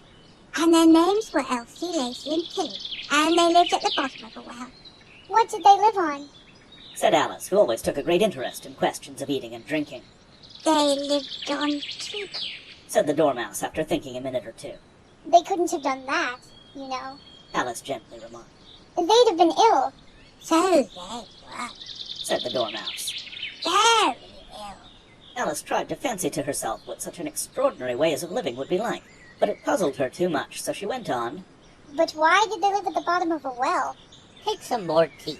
The March Hare said to Alice very earnestly. I've had nothing yet, Alice replied in an offended tone. so I can't take more. You mean you can't take less? Said the Hatter. It's very easy to take more than nothing. Nobody asked your opinion. Said Alice. Who's making personal remarks now? The Hatter asked triumphantly. Alice did not quite know what to say to this, so she helped herself to some tea and bread and butter, and then turned to the Dormouse and repeated her question. Why did they live at the bottom of a well? The Dormouse again took a minute or two to think about it, and then said, It was a treacle well. There's no such thing. Alice was beginning very angrily, but the Hatter and the March Hare went, Shh, shh, shh, shh. and the Dormouse sulkily remarked, If you can't be civil, you better finish the story for yourself. No, please go on. Alice said very humbly. I won't interrupt again. I dare say there may be one. One indeed. Said the Dormouse indignantly. However, he consented to go on. And so these 3 little sisters, they were learning to draw, you know. What did they draw? said Alice, quite forgetting her promise. Treacle, Said the Dormouse without considering at all this time. I want a clean cup. Interrupted the Hatter. Let's all move one place on. He moved on as he spoke, and the Dormouse followed him. The March Hare moved into the Dormouse's place, and Alice, rather unwillingly, took the place of the March Hare. The Hatter was the only one who got any advantage from the change, and Alice was a good deal worse off than before, as the March Hare had just upset the milk jug into his plate. Alice did not wish to offend the Dormouse again, so she began very cautiously. But I don't understand. Where did they draw the treacle from? You can draw water out of a water well, said the Hatter. so I should think you could draw treacle out of a treacle well. Stupid? But they were in the well. Alice said to the Dormouse, not choosing to notice this last remark. Of course they were. Said the Dormouse. Well in. This answer so confused poor Alice that she let the Dormouse go on for some time without interrupting it. They were learning to draw.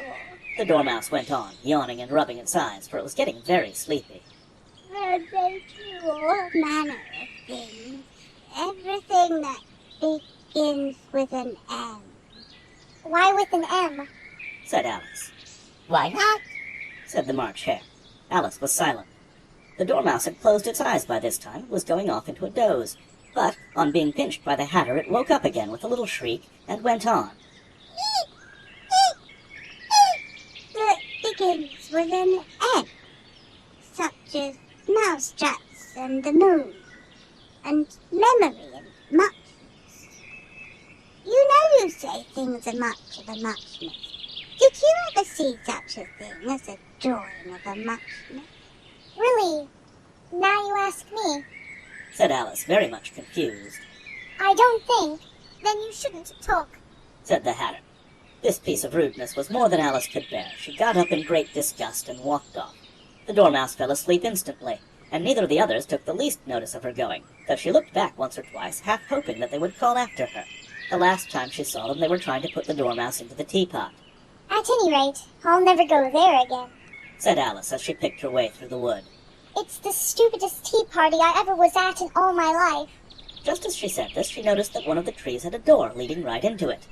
That's very curious. She thought. But everything's curious today. I think I may as well go in at once. And in she went. Once more she found herself in the long hall, and close to the little glass table. Now, I'll manage better this time. She said to herself, and began by taking the little golden key and unlocking the door that led into the garden.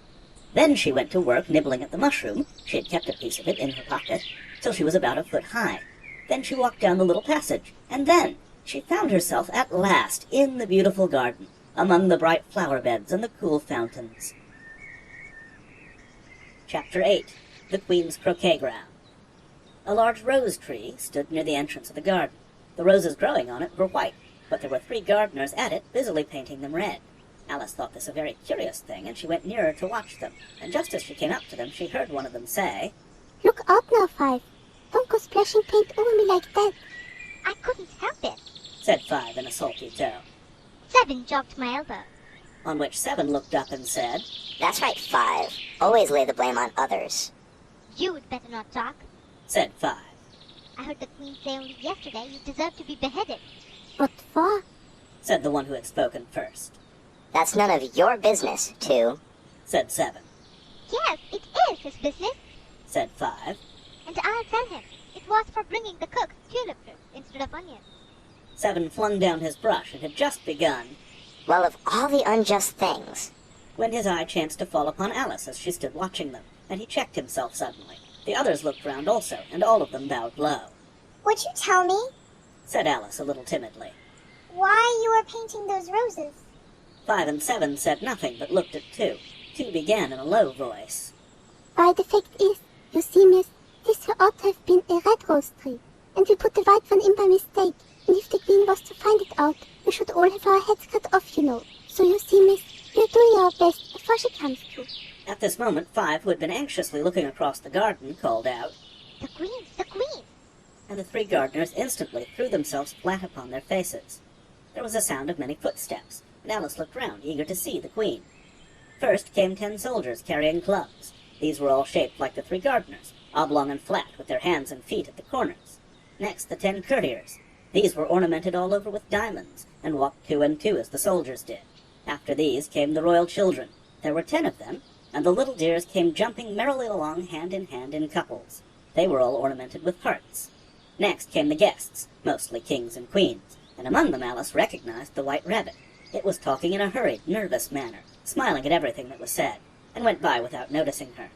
Then followed the knave of hearts, carrying the king's crown on a crimson velvet cushion, and last of all this grand procession came the king and queen of hearts. Alice was rather doubtful whether she ought not to lie down on her face like the 3 gardeners, but she could not remember ever having heard of such a rule at processions.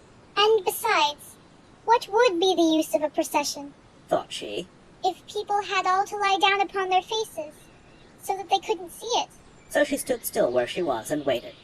When the procession came opposite to Alice, they all stopped and looked at her, and the queen said severely, Who is this? She said it to the knave of hearts, who only bowed and smiled in reply. Idiot, said the queen, tossing her head impatiently, and turning to Alice she went on, What's your name, child? My name is Alice, so please your majesty. said Alice very politely, but she added to herself, Why, they're only a pack of cards, after all. I needn't be afraid of them. And who are these? said the queen, pointing to the 3 gardeners who were lying round the rose tree. For you see, as they were lying on their faces and the pattern on their backs was the same as the rest of the pack, she could not tell whether they were gardeners or soldiers or courtiers or 3 of her own children. How should I know? said Alice, surprised at her own courage. It's no business of mine. The queen turned crimson with fury, and after glaring at her for a moment like a wild beast, screamed, Off with her head! Off! Nonsense! said Alice, very loudly and decidedly, and the queen was silent. The king laid his hand upon her arm and timidly said, Consider, my dear, she is only a child. The queen turned angrily away from him and said to the knave, Turn them over. The knave did so, very carefully, with 1 foot. Get up! said the queen in a shrill, loud voice, and the 3 gardeners instantly jumped up and began bowing to the king, the queen, the royal children, and everybody else. Leave off that! Screamed the queen. You make me giddy. And then, turning to the rose tree, she went on, What have you been doing here? May it please your majesty. said 2 in a very humble tone, going down on 1 knee as he spoke. We were trying. I see. Said the queen, who had meanwhile been examining the roses. Off with the head! And the procession moved on, 3 of the soldiers remaining behind to execute the unfortunate gardeners, who ran to Alice for protection. You shan't be beheaded. Said Alice, and she put them into a large flower pot that stood near. The 3 soldiers wandered about for a minute or 2 looking for them, and then quietly marched off after the others. Are the heads off? Shouted the queen. The heads are gone, if it please your majesty. The soldiers shouted in reply. That's right. Shouted the queen. Can you play croquet? The soldiers were silent and looked at Alice, as the question was evidently meant for her. Yes. Shouted Alice. Come on, then.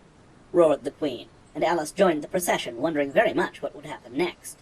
It's a very fine day, Said a timid voice at her side. She was walking by the white rabbit, who was peeping anxiously into her face. Very. Said Alice. Where's the Duchess? Hush, hush. Said the rabbit in a low, hurried tone. He looked anxiously over his shoulder as he spoke, and then raised himself upon tiptoe, put his mouth close to her ear, and whispered, She's under sentence of execution. What for? Said Alice. Did you say, what a pity? The rabbit asked. No, I didn't. Said Alice.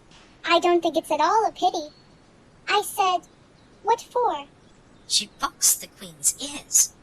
The rabbit began. Alice gave a little scream of laughter. Oh, hush. The rabbit whispered in a frightened tone. The queen will hear you. You see, she came rather late, and the queen said, Get to your places. Shouted the queen in a voice of thunder, and people began running about in all directions, tumbling up against each other. However, they got settled down in a minute or 2, and the game began. Alice thought she had never seen such a curious croquet ground in her life. It was all ridges and furrows. The balls were live hedgehogs, the mallets live flamingos, and the soldiers had to double themselves up and to stand on their hands and feet to make the arches. The chief difficulty Alice found at first was in managing her flamingo.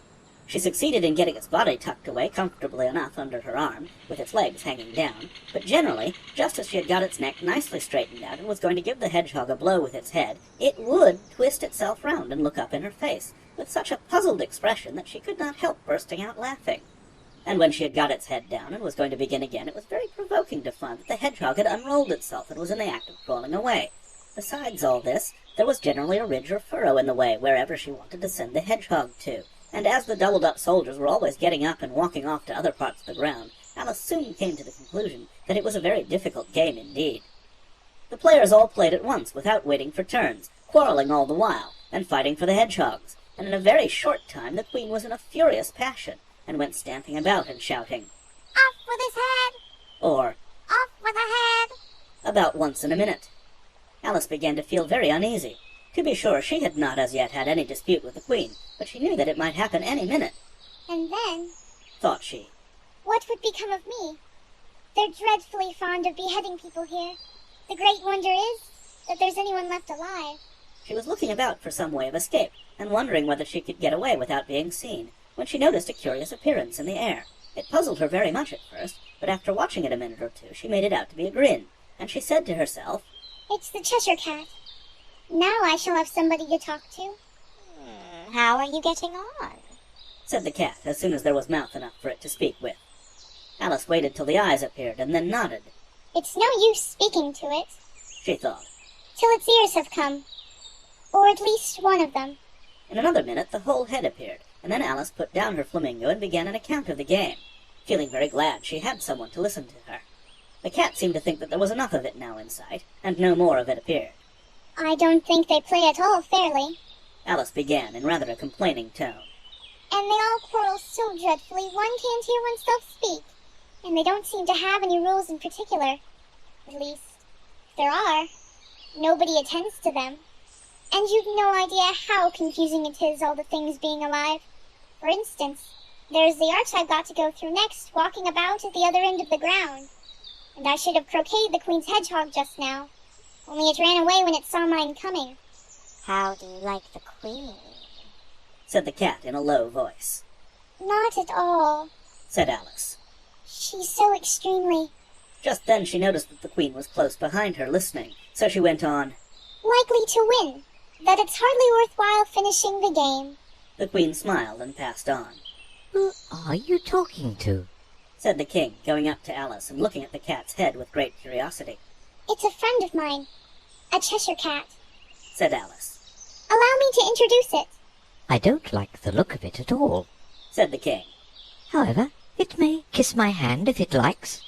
"I'd rather not," the cat remarked. Don't be impertinent, said the king. And don't look at me like that.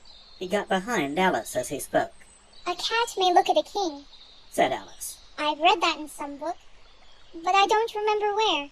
Well, it must be removed, said the king very decidedly, and he called the queen, who was passing at the moment. My dear, I wish you would have this cat removed. The queen had only one way of settling all difficulties, great or small. "Off with his head," she said, without even looking round. I'll fetch the executioner myself, said the king eagerly, and he hurried off. Alice thought she might as well go back and see how the game was going on, as she heard the queen's voice in the distance screaming with passion. She had already heard her sentence 3 of the players to be executed for having missed their turns, and she did not like the look of things at all, as the game was in such confusion that she never knew whether it was her turn or not. So she went in search of her hedgehog. The hedgehog was engaged in a fight with another hedgehog, which seemed to Alice an excellent opportunity for croqueting one of them with the other. The only difficulty was that her flamingo was gone across to the other side of the garden, where Alice could see it trying in a helpless sort of way to fly up into a tree. By the time she had caught the flamingo and brought it back, the fight was over, and both the hedgehogs were out of sight. "But it doesn't matter much," thought Alice. "as all the archers are gone from this side of the ground." So she tucked it away under her arm that it might not escape again, and went back for a little more conversation with her friend.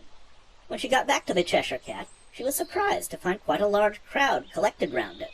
There was a dispute going on between the executioner, the king, and the queen, who were all talking at once, while all the rest were quite silent and looked very uncomfortable. The moment Alice appeared, she was appealed to by all 3 to settle the question, and they repeated their arguments to her, though, as they all spoke at once, she found it very hard indeed to make out exactly what they said. The executioner's argument was that you couldn't cut off a head unless there was a body to cut it off from, that he had never had to do such a thing before, and he wasn't going to begin at his time of life. The king's argument was that anything that had a head could be beheaded, and that you weren't to talk nonsense. The Queen's argument was that if something wasn't done about it in less than no time, she'd have everybody executed all round. It was this last remark that had made the whole party look so grave and anxious. Alice could think of nothing else to say, but... It belongs to the Duchess. You'd better ask her about it. She's in prison, the Queen said to the executioner. Fetch her here. And the executioner went off like an arrow. The cat's head began fading away the moment he was gone, and by the time he had come back with the Duchess it had entirely disappeared, so the King and the executioner ran wildly up and down looking for it, while the rest of the party went back to the game. Chapter 9. The Mock Turtle's Story. You can't think how glad I am to see you again, you dear old thing, said the Duchess, as she tucked her arm affectionately into Alice's and they walked off together. Alice was very glad to find her in such a pleasant temper, and thought to herself that perhaps it was only the pepper that had made her so savage when they met in the kitchen. When I'm a Duchess, she said to herself, not in a very hopeful tone, though. I won't have any pepper in my kitchen at all. Soup does very well without. Maybe it's always pepper that makes people hot-tempered. She went on, very much pleased at having found out a new kind of rule. And vinegar that makes them sour, and chamomile that makes them bitter, and barley sugar and such things that make children sweet-tempered. I only wish people knew that. Then they wouldn't be so stingy about it, you know. She had quite forgotten the Duchess by this time, and was a little startled when she heard her voice close to her ear. You're thinking about something, my dear, and that makes you forget to talk. I can't tell you just now what the moral of that is, but I shall remember it in a bit. Perhaps it hasn't one, Alice ventured to remark. Tut-tut, child, said the Duchess. Everything's got a moral if only you can find it. And she squeezed herself up closer to Alice's side as she spoke. Alice did not much like keeping so close to her, first because the Duchess was very ugly, and secondly because she was exactly the right height to rest her chin upon Alice's shoulder, and it was an uncomfortably sharp chin. However, she did not like to be rude, so she bore it as well as she could. The game's going on rather better now, she said, by way of keeping up the conversation a little. 'Tis so, said the Duchess. And the moral of that is, oh, 'tis love that makes the world go round. Somebody said, Alice whispered, that it's done by everybody minding their own business. Ah, well, it means much the same thing, said the Duchess, digging her sharp little chin into Alice's shoulder as she added. And the moral of that is, take care of the scents and the sounds will take care of themselves. How fond she is of finding morals in things, Alice thought to herself. I dare say you're wondering why I don't put my arm round your waist, the Duchess said after a pause. The reason is that I'm doubtful about the temper of your flamingo. Shall I try the experiment? He might bite, Alice cautiously replied, not feeling at all anxious to have the experiment tried. Very true, said the Duchess. Flamingos and mustard both bite. And the moral of that is, birds of a feather flock together. Only mustard isn't a bird, Alice remarked. Right as usual, said the Duchess. What a clear way you have of putting things. It's a mineral, I think, said Alice. Of course it is, said the Duchess, who seemed ready to agree to everything that Alice said. There's a large mustard mine near here. And the moral of that is, the more there is of mine, the less there is of yours. Oh, I know, exclaimed Alice, who had not attended to this last remark. It's a vegetable. It doesn't look like one, but it is. I quite agree with you, said the Duchess. And the moral of that is, be what you would seem to be, or, if you'd like to put it more simply, never imagine yourself not to be otherwise than what it might appear to others that what you were or might have been was not otherwise than what you had been would have appeared to them to be otherwise. I think I should understand that better, Alice said very politely, if I had it written down. But I can't quite follow it as you say it. That's nothing to what I could say if I chose, the Duchess replied in a pleased tone. Pray don't trouble yourself to say it any longer than that, said Alice. Oh, don't talk about trouble, said the Duchess. I make you a present of everything I've said as yet. A cheap sort of present, thought Alice. I'm glad they don't give birthday presents like that. But she did not venture to say it out loud. Thinking again? The Duchess asked with another dig of her sharp little chin. I've a right to think, said Alice sharply, for she was beginning to feel a little worried. Just about as much right, said the Duchess. does pigs have to fly. And the... But here, to Alice's great surprise, the Duchess's voice died away, even in the middle of her favorite word, moral, and the arm that was linked into hers began to tremble. Alice looked up, and there stood the Queen in front of them, with her arms folded, frowning like a thunderstorm. If I may, Your Majesty, the Duchess began in a low, weak voice. Now I give you fair warning. Shouted the Queen, stamping on the ground as she spoke. Either you or your head must be off, and that in about half no time. Take your choice. The Duchess took her choice and was gone in a moment. Let's go on with the game, the Queen said to Alice, and Alice was too much frightened to say a word, but slowly followed her back to the croquet ground. The other guests had taken advantage of the Queen's absence and were resting in the shade. However, the moment they saw her, they hurried back to the game, the Queen merely remarking that a moment's delay would cost them their lives. All the time they were playing, the Queen never left off quarreling with the other players and shouting, "Off with his head!" or "Off with her head!" Those whom she sentenced were taken into custody by the soldiers, who of course had to leave off being arches to do this, so that by the end of half an hour or so there were no arches left, and all the players, except the King, the Queen, and Alice, were in custody and under sentence of execution. Then the Queen left off, quite out of breath, and said to Alice, "Have you seen the mock turtle yet?" No, said Alice. I don't even know what a mock turtle is. It's the thing mock turtle soup is made from, said the Queen. I never saw one, or heard of one, said Alice. "Come on then," said the Queen. "and he shall tell you his history." As they walked off together, Alice heard the King say in a low voice to the company generally, "You are all pardoned." That's a good thing. she said to herself, for she had felt quite unhappy at the number of executions the Queen had ordered. They very soon came upon a griffin lying fast asleep in the sun. If you don't know what a griffin is, look at the picture, "Up, lazy thing, said the Queen. and take this young lady to see the mock turtle and to hear his history. I must go back and see after some executions I have ordered." And she walked off, leaving Alice alone with the griffin. Alice did not quite like the look of the creature, but on the whole she thought it would be quite as safe to stay with it as to go after that savage Queen, so she waited. The griffin sat up and rubbed its eyes, then it watched the Queen till she was out of sight. Then it chuckled. "What fun!" said the griffin, half to itself, half to Alice. What is the fun? said Alice. "Why, she," said the griffin. "it's all her fancy, but they never executes nobody, you know. Come on." Everybody says, come on, here. thought Alice as she went slowly after it. I never was so ordered about in all my life. Never. They had not gone far before they saw the mock turtle in the distance, sitting sad and lonely on a little ledge of rock, and as they came nearer, Alice could hear him sighing as if his heart would break. She pitied him deeply. What is his sorrow? she asked the griffin, and the griffin answered very nearly in the same words as before. "It's all his fancy, but he hasn't got no sorrow, you know. Come on." So they went up to the mock turtle, who looked at them with large eyes full of tears, but said nothing. "This here young lady," said the griffin. "she wants for to know your history, she do." "I'll tell it her," said the mock turtle in a deep, hollow tone. "Sit down, both of you, and don't speak a word till I've finished."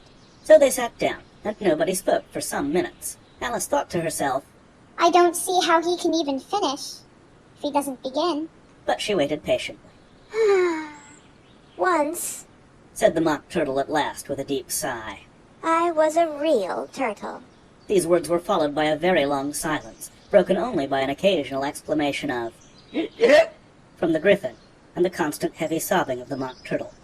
Alice was very nearly getting up and saying, Thank you, sir, for your interesting story. but she could not help thinking there must be more to come, so she sat still and said nothing. "When we were little, The mock turtle went on at last, more calmly, though still sobbing a little now and then. we went to school in the sea. The master was an old turtle. We used to call him Tortoise. Why did you call him Tortoise, if he wasn't one? Alice asked. We called him Tortoise because he taught us." Said the mock turtle angrily. "Really, you are very dull." "You ought to be ashamed of yourself for asking such a simple question," added the griffin, and then they both sat silent and looked at poor Alice, who felt ready to sink into the earth. At last the griffin said to the mock turtle, "Drive on, old fellow. Don't feel a day about it. And he went on in these words. Yes, we went to school in the sea, though you mayn't believe it. I never said I didn't. Interrupted Alice. You did, said the Mock Turtle. Hold your tongue, added the Gryphon before Alice could speak again. The Mock Turtle went on. We had the best of educations. In fact, we went to school every day. I've been to a day school too, said Alice. You needn't be so proud as all that. With extras? Asked the Mock Turtle a little anxiously. Yes, said Alice. We learned French and music. And washing? Said the Mock Turtle. Certainly not, said Alice indignantly. Ah, then yours wasn't a really good school, said the Mock Turtle in a tone of great relief. Now, at ours, they had at the end of the bill French, music, and washing extra. You couldn't have wanted it much, said Alice. Living at the bottom of the sea. I couldn't afford to learn it, said the Mock Turtle with a sigh. I only took the regular course. What was that? Inquired Alice. Reeling and writhing, of course, to begin with. The Mock Turtle replied. And then the different branches of arithmetic. Ambition, distraction, uglification, and derision. I never heard of uglification, Alice ventured to say. What is it? The Gryphon lifted up both its paws in surprise. What? Never heard of uglifying? It exclaimed. You know what to beautify is, I suppose? Yes, said Alice doubtfully. It means to make anything prettier. Well then, the Gryphon went on. If you don't know what to uglify is, you are a simpleton. Alice did not feel encouraged to ask any more questions about it. So she turned to the Mock Turtle and said, What else had you to learn? Well, there was mystery, the Mock Turtle replied, counting off the subjects on his flappers. Mystery, ancient and modern, with seaography, then drawing. The drawing master was an old conger eel that used to come once a week. He taught us drawing, stretching, and fainting in coils. What was that like? Said Alice. Well, I can't show it you myself, the Mock Turtle said. I'm too stiff, and the Gryphon never learnt it. Hadn't time, said the Gryphon. I went to the classics master, though. He was an old crab, he was. I never went to him, the Mock Turtle said with a sigh. He taught laughing and grief, they used to say. So he did, said the Gryphon, sighing in his turn, and both creatures hid their faces in their paws. And how many hours a day did you do lessons? Said Alice in a hurry to change the subject. 10 hours the first day, said the Mock Turtle. 9 the next, and so on. What a curious plan, exclaimed Alice. That's the reason they're called lessons, the Gryphon remarked. Because they lesson from day to day. This was quite a new idea to Alice, and she thought it over a little before she made her next remark. Then the 11th day must have been a holiday. Of course it was, said the Mock Turtle. And how did you manage on the 12th? Alice went on eagerly. That's enough about lessons, the Gryphon interrupted in a very decided tone. Tell us something about the games now. Chapter 10. The Lobster Quadrille. The Mock Turtle sighed deeply and drew the back of one flapper across his eyes. He looked at Alice and tried to speak, but for a minute or two, sobs choked his voice.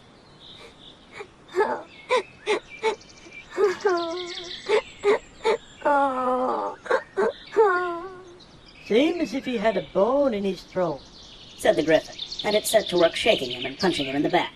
At last the Mock Turtle recovered his voice, and with tears running down his cheeks, he went on again. You may not have lived much under the sea. I haven't, said Alice. And perhaps you were never even introduced to a lobster. Alice began to say, I once tasted, but checked herself hastily and said, No, never. So you can have no idea what a delightful thing a lobster quadrille is. No, indeed, said Alice. What sort of a dance is it? Why, said the Gryphon, you first form into a line along the seashore. 2 lines, cried the Mock Turtle. Seals, turtles, salmon, and so on. Then, when you've cleared all the jellyfish out of the way... That generally takes some time, interrupted the Gryphon. You advance twice. Each with the lobster as a partner? cried the Gryphon. Of course. The Mock Turtle said. Advance twice, set to partners. Change lobsters and retire in same order, continued the Gryphon. Then, you know, the Mock Turtle went on. You throw the lobsters, shouted the Gryphon with a bound into the air. As far out to sea as you can. Swim after them, screamed the Gryphon. Turn a somersault in the sea, cried the Mock Turtle, capering wildly about. Change lobsters again, yelled the Gryphon at the top of its voice. Back to land again.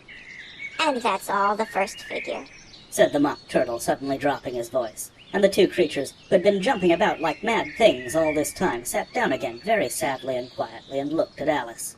It must be a very pretty dance, said Alice timidly. Would you like to see a little of it? said the Mock Turtle. Very much indeed, said Alice.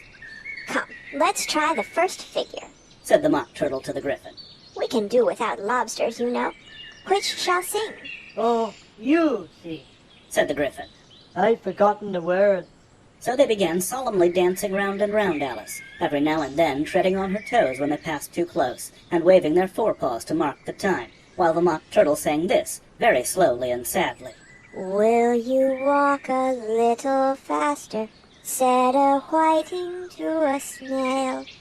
There's a porpoise close behind us, and he's treading on my tail. See how eagerly the lobsters and the turtles all advance. They are waiting on the shingle. Will you come and join the dance? Will you, won't you, will you, won't you, will you join the dance? Will you, won't you, will you, won't you join the dance? You can really have no notion how delightful it will be when they take us up and throw us with the lobsters out to sea. But the snail replied too far, and gave a look askance. Said he thanked the whiting kindly, but he would not join the dance. Would not, could not, would not, could not, would not join the dance. Would not, could not, would not, could not join the dance. What matters it how far we go? His scaly friend replied. There is another shore, you know, upon the other side.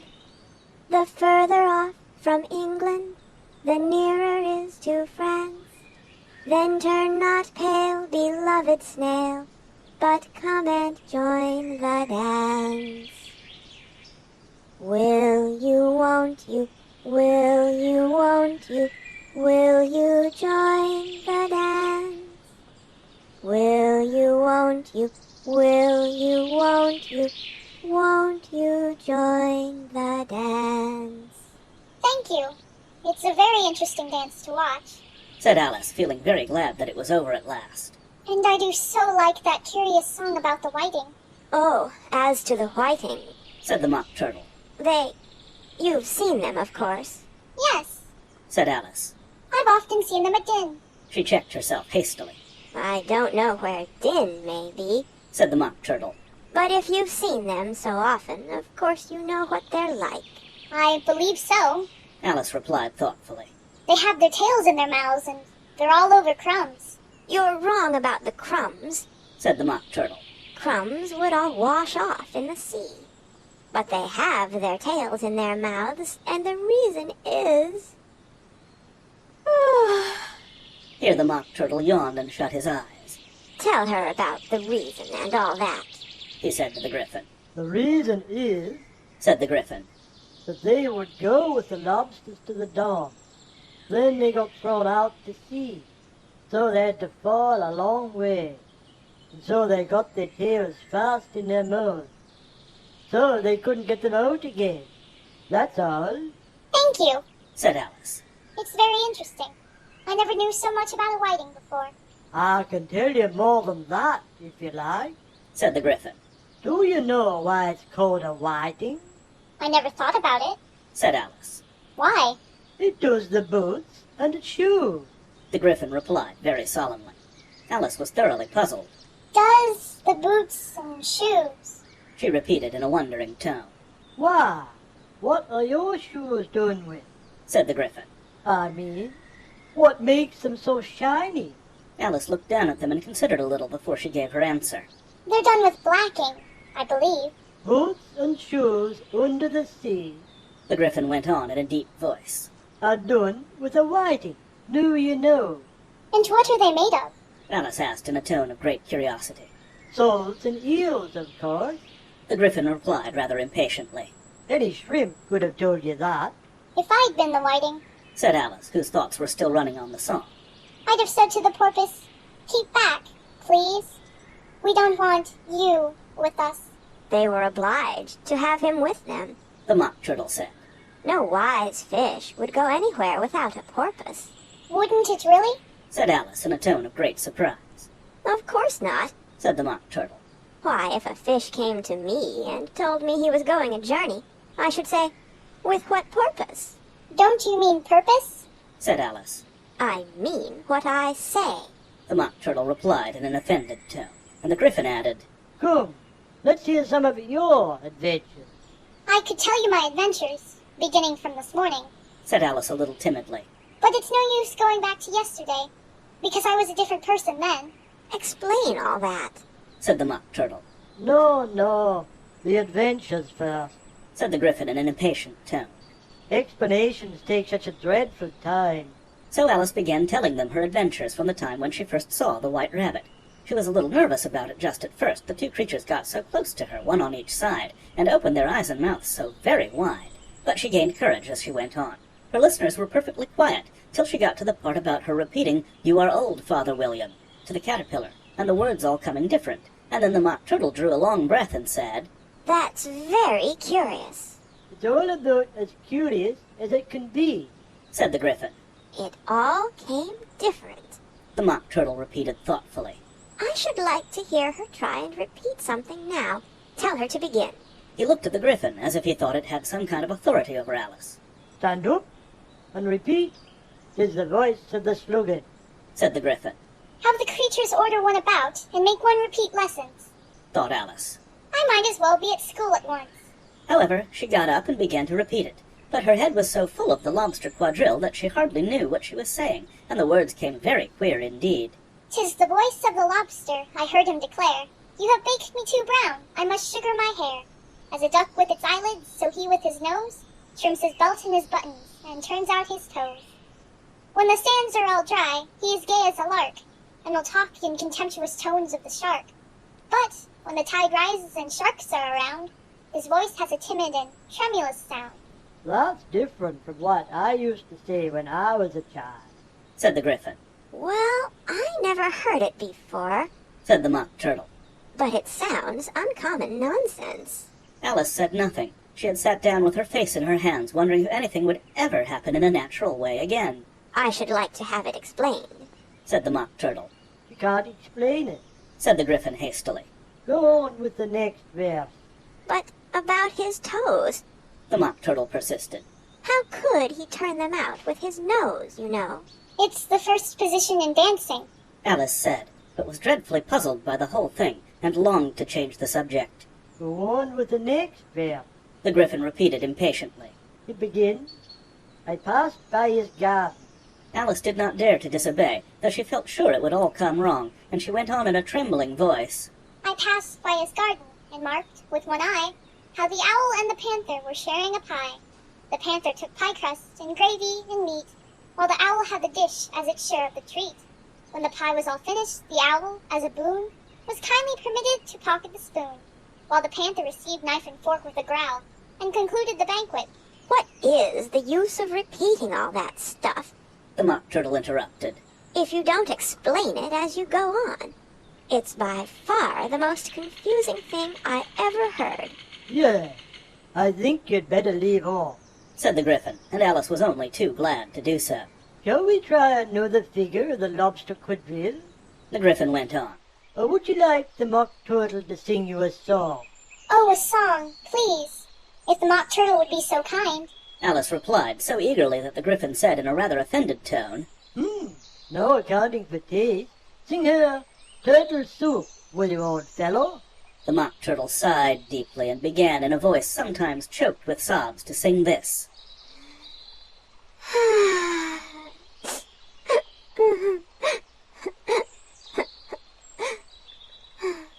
Beautiful soup, so rich and green, waiting in a hot tureen. Who for such dainties would not stoop? Soup of the evening, beautiful soup. Soup of the evening, beautiful soup. Beautiful soup. Beautiful soup. Soup of the evening, beautiful, beautiful soup. Beautiful soup, who cares for fish, game, or any other dish? Who would not give all else for 2 pennyworth only of beautiful soup? Pennyworth only of beautiful soup. Beautiful soup. Beautiful soup. Soup of the evening. Beautiful, beautiful soup. Chorus again, cried the Gryphon, and the Mock Turtle had just begun to repeat it when a cry of, The trial's beginning, was heard in the distance. Come on, cried the Gryphon, and taking Alice by the hand, it hurried off without waiting for the end of the song. What trial is it? Alice panted as she ran, but the Gryphon only answered, Come on, and ran the faster, while more and more faintly came, carried on the breeze that followed them, the melancholy words. Soup of the evening, beautiful, beautiful soup. Chapter 11. Who Stole the Tarts? The King and Queen of Hearts were seated on their throne when they arrived, with a great crowd assembled about them, all sorts of little birds and beasts, as well as the whole pack of cards.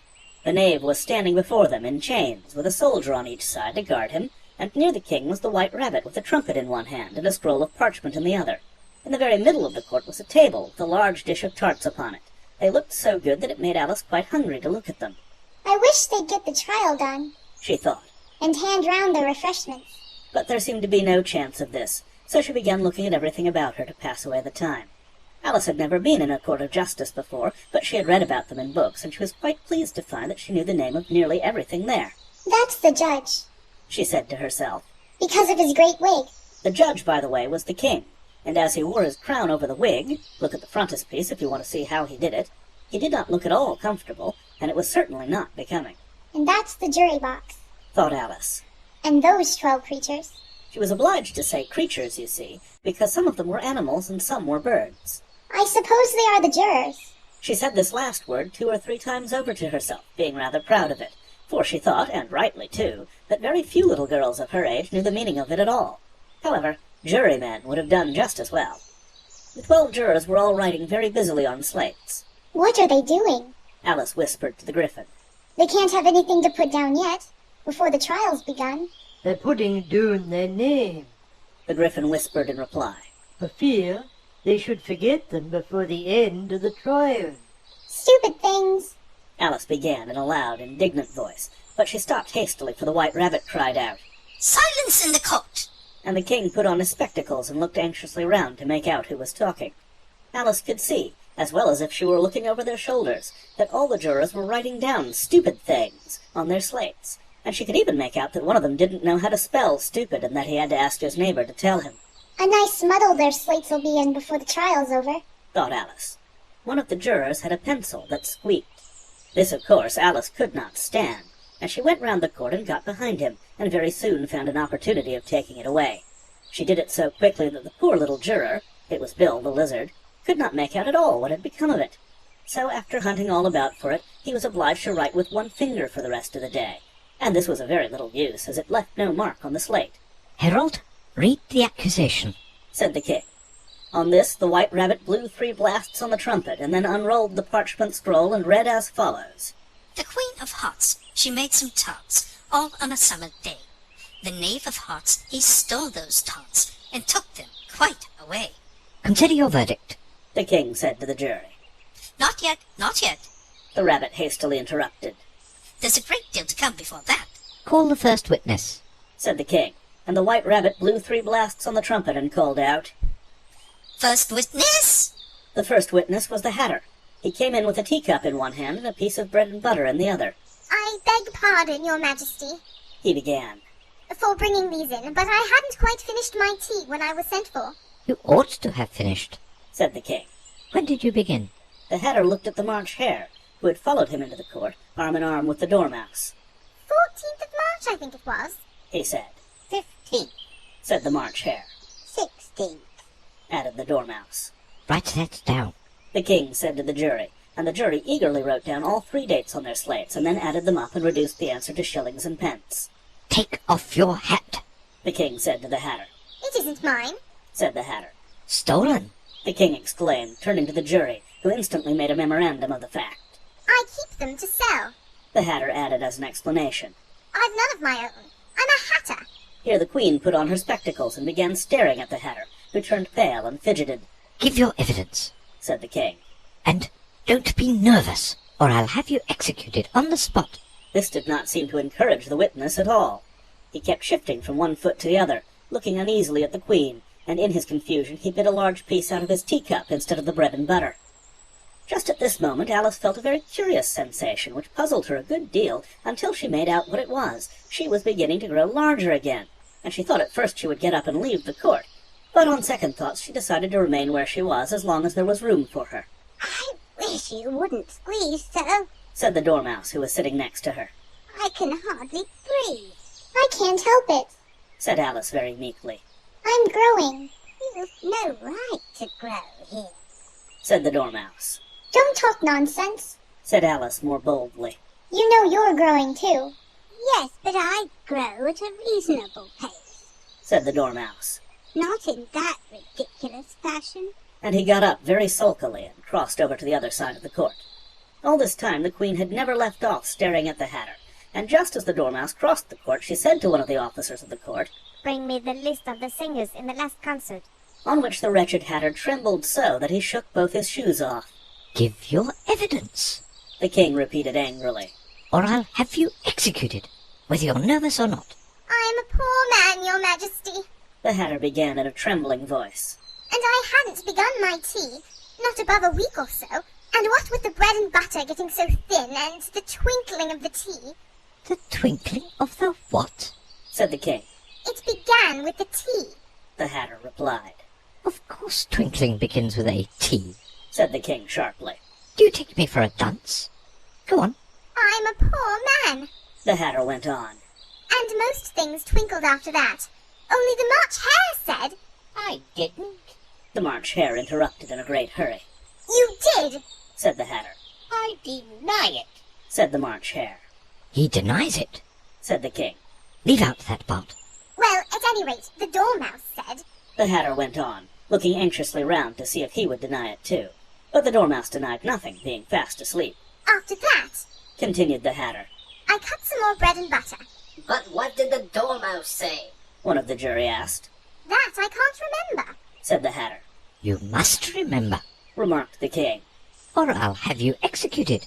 The miserable Hatter dropped his teacup and bread and butter, and went down on one knee. I'm a poor man, Your Majesty, he began. "You're a very poor speaker," said the king. Here one of the guinea pigs cheered, Ha ha! and was immediately suppressed by the officers of the court. As that is rather a hard word, I will just explain to you how it was done. They had a large canvas bag, which tied up at the mouth with strings. Into this they slipped the guinea pig head first and then sat upon it. I'm glad I've seen that done. Thought Alice. I've so often read in the newspapers at the end of trials. There was some attempts at applause, which was immediately suppressed by the officers of the court. and I never understood what it meant till now. If that's all you know about it, you may stand down, continued the king. I can't go no lower, said the Hatter. I'm on the floor as it is. Then you may sit down, the king replied. Here the other guinea pig cheered and was suppressed. Hooray! Hooray! Come, that finished the guinea pigs, thought Alice. Now we shall get on better. I'd rather finish my tea, said the Hatter with an anxious look at the queen, who was reading the list of singers. You may go, said the king, and the Hatter hurriedly left the court without even waiting to put his shoes on. And just take his head off outside, the queen added to one of the officers. But the Hatter was out of sight before the officer could get to the door. Call the next witness, said the king. The next witness was the Duchess's cook. She carried the pepper box in her hand, and Alice guessed who it was even before she got into the court, by the way the people near the door began sneezing all at once. Give your evidence, said the king. Shan't, said the cook. The king looked anxiously at the White Rabbit, who said in a low voice, Your Majesty must cross-examine this witness. Well, if I must, I must, the king said with a melancholy air. And after folding his arms and frowning at the cook till his eyes were nearly out of sight, he said in a deep voice, What are tarts made of? pepper, mostly. said the cook. Treacle, said a sleepy voice behind her. Call the dormouse. The queen shrieked out. Behead the dormouse. Turn the dormouse out of court. Suppress him. Pinch him. Off with his whiskers. For some minutes the whole court was in confusion getting the dormouse turned out, and by the time they had settled down again the cook had disappeared. Never mind, said the king with an air of great relief. Call the next witness. And he added in an undertone to the queen, Really, my dear, you must cross-examine the next witness. It quite makes my forehead ache. Alice watched the White Rabbit as he fumbled over the list, feeling very curious to see what the next witness would be like. For they haven't got much evidence yet, she said to herself.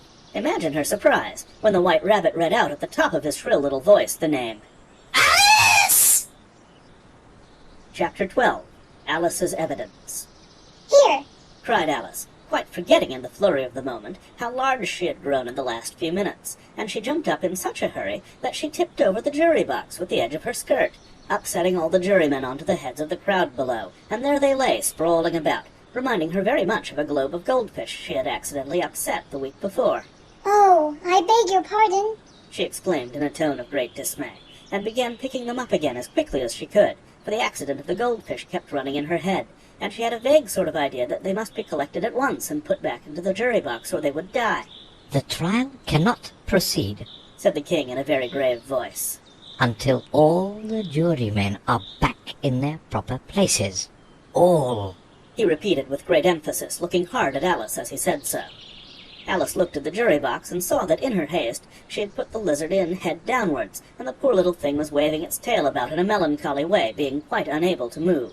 She soon got it out again and put it right. Not that it signifies much, she said to herself. I should think it would be quite as much use in the trial, one way up as the other. As soon as the jury had a little recovered from the shock of being upset, and their slates and pencils had been found and handed back to them, they set to work very diligently to write out a history of the accident, all except the lizard, who seemed too much overcome to do anything but sit with its mouth open, gazing up into the roof of the court. What do you know about this business? The king said to Alice. Nothing, said Alice. Nothing whatever? Persisted the king. Nothing whatever, said Alice. That's very important, the king said, turning to the jury.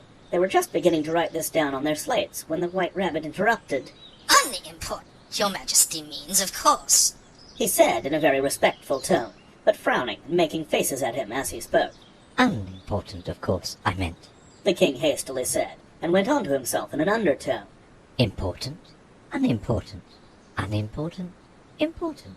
As if he were trying which word sounded best. Some of the jury wrote down important and some unimportant. Alice could see this as she was near enough to look over their slates. But it doesn't matter a bit, she thought to herself. At this moment the king, who had been for some time busily writing in his notebook, cackled out, Silence! And read out from his book, Rule 42.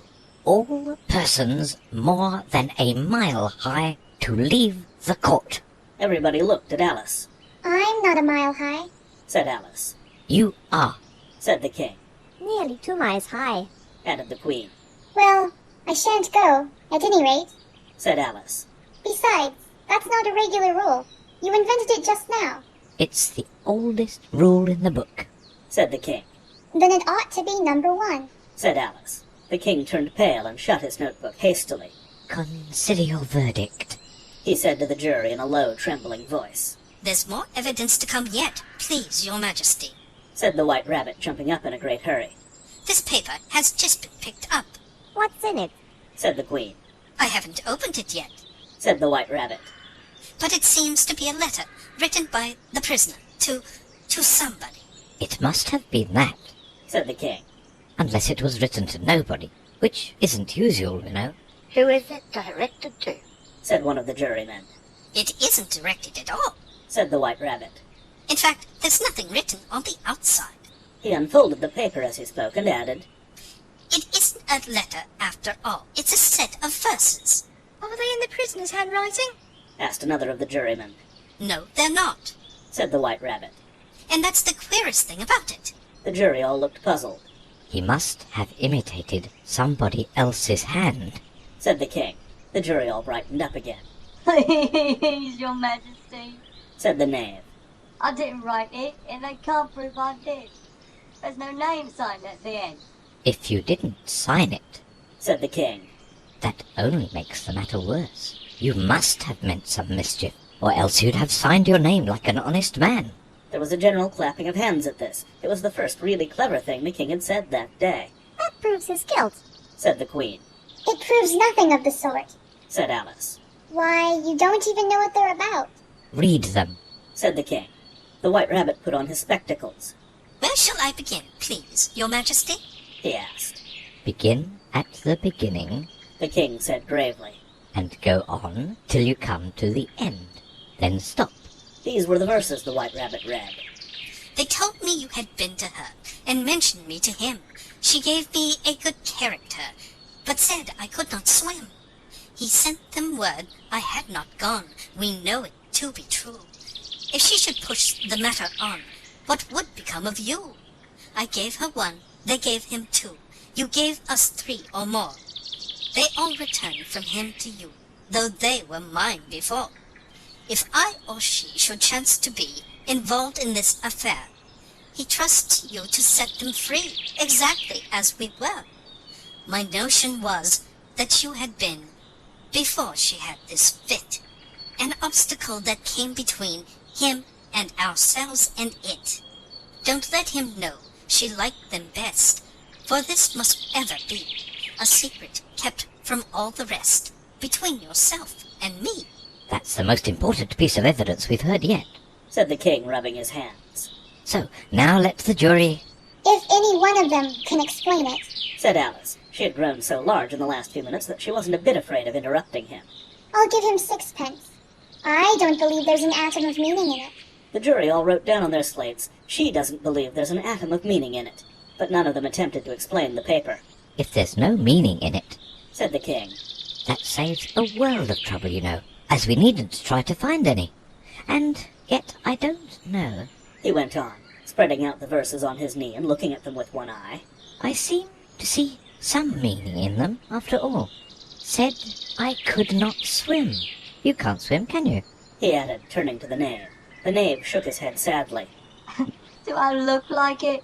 He said, which he certainly did not, being made entirely of cardboard. All right so far.